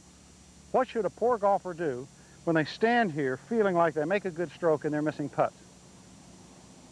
Today it's me. Tomorrow it might be you. What if you're practicing your putting and you stand here and you miss 4 straight putts? What are you going to do? Well, your ball may be hitting a footprint, but you probably don't know that. You're going to change your stroke. Of course you're going to change your stroke. You're going to learn, now my subconscious is telling me to push this putt a little bit because I just missed 2 in a row on the left. I'm going to now get something in my stroke that tells me to make that ball go to the right. No, I still missed it. Now I'm really screwed up. I'm going to change my stroke even more. I think this is the wrong way to practice. I don't think I'm going to get any better. I just had a good stroke. I made 4 or 5 in a row, but then some footprints knocked it off. There's a better way to practice. Let me show you this. What I have here is a training aid. It's called a truth board. It's a device that is made by a company, US Golf Aids, but I endorse it because I believe it's a better way to practice than on a real green. I'm talking about developing my putting stroke, and I want to practice on a surface that doesn't have any footprints on it. This is a solid aluminum plate with a perfect little carpet on it. It's got a couple of other features I want to show to you. It's got a mirror so that I can see where my eyes are when I stand over the putt to make sure my eyes are in perfect position. It's got a 4-inch hole. It's a little smaller than a regular hole because when you have no footprints, it's easier to putt. So it's about as difficult to make this 3-foot putt as it is to make a real 3-footer on a good green on a golf course. And there's one other feature. There's a level here. As I turn this knob, I can this length of this leg changes, and I can change this surface to be perfectly flat, whether I have it on a green here or where I usually use this is in my office, in my den, or in my home. Now, if I lay this down and I want to start practicing my putting stroke, all I do, here I'm just going to lay it kind of like it's going at the same hole I was at before, and I'll put a ball on it. I know when I stand up over this now that I'm not, whoops, I didn't level it. Hang on just a minute here. I need to always make this level. Now I know I'm putting a straight putt. If I put my putter down and it's lined up with the little lines that are on here that automatically say I have perfect aim, I know I'm aimed perfect. I stand here until I can see my eyes right over the ball. I know my eyes are on the line, and now I can just make a perfect little stroke. And if I don't do anything bad with my wrists or my hands, since I know I started straight, it teaches me a dead hand stroke. It teaches me not to manipulate. It's really a good device. I'm not trying to sell this thing now, believe me. I use training aids in my schools all the time. When I practice, I want to get feedback. When my students practice, I want you to get feedback. I want you to get better as a result of your practice. If I put this ball down on a perfect surface, I've got the hole 3 inches away. I know I'm aimed perfectly. I know my eyes are in perfect position. All I have to do is make a pure stroke, and I'll make it every time. Now, actually, that's pretty easy. No footprints. I can make 100 in a row on this. In fact, the drill that I want people to do, I ask all my tour players to do it. I want them to use this device called the Truth Board until they make 30 in a row every night, 5 nights in a week. 5 times 30 in a row with their eyes closed. You don't need to look. Once you get everything lined up, as you take the putter away, you close your eyes. This internalizes the feel of a good stroke, and when you can make 30 in a row, you're ready to go on to the next step of practice, and I'm going to show you what that is right now. I've adjusted the Truth Board now. I've added the hole reducers. We've got 2 different sizes called the Pro Difficulty hole reducers. Makes the hole smaller than 4 inches wide. It's less than 3 inches wide. It's still 4 inches deep, but it's less than 3 inches wide. If I get real good at this difficulty, I can go to the Super Pro hole reducers, and it'll make it about 2 inches wide. Now, I've got a ball here. I want to show you. We've got tour professionals putting with this in their hotel rooms every night, and what they do is they close their eyes and they make these putts. When they do it on the Pro difficulty, they know they're hitting at less than a 3-inch hole. Now, if I can make 30 in a row with my eyes closed this way, it's time for me to go to the Super Pro.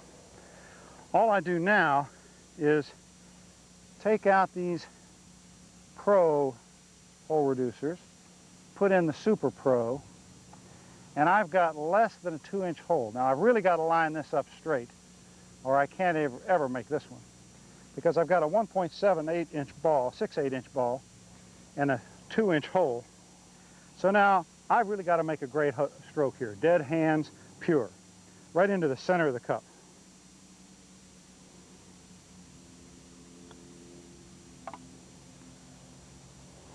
If I can make 100 in a row with this, and that's our record so far on tour, 100 in a row into a 2-inch hole with your eyes closed. If you can do that, when you get on the golf course and you've got a 4 1/4-inch hole and you know there are a few footprints that might screw you up, you get confidence in your own stroke. If you miss, you know it's the green, it's not you. Don't change your stroke. This is the way you want to practice and get better. Now when we come back, there's one other big problem on the putting greens, and I want Mike Stanley to show you what he does about it. Now, the most difficult shots in golf are easy to make with the Alien Ultimate Wedge. You'll be out in one swing, guaranteed. I don't care how high a handicapper you are or how little you play. You'll get out of the sand on your very first swing or your money back. Over 60% of all shots are taken within a short distance of the pin. The Alien Ultimate Wedge's triple radius design gets you out of the sand, out of the deep rough, even off hard pan.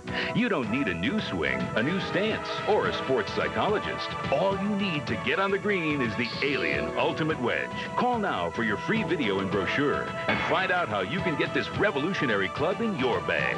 If you live for golf and want to save strokes, pick up the phone right now and order your Alien Wedge. I guarantee you, you'll be glad you did. The Alien Ultimate Wedge. Here's a long one. One swing, and you're out of there. Right on it. All right. Guaranteed.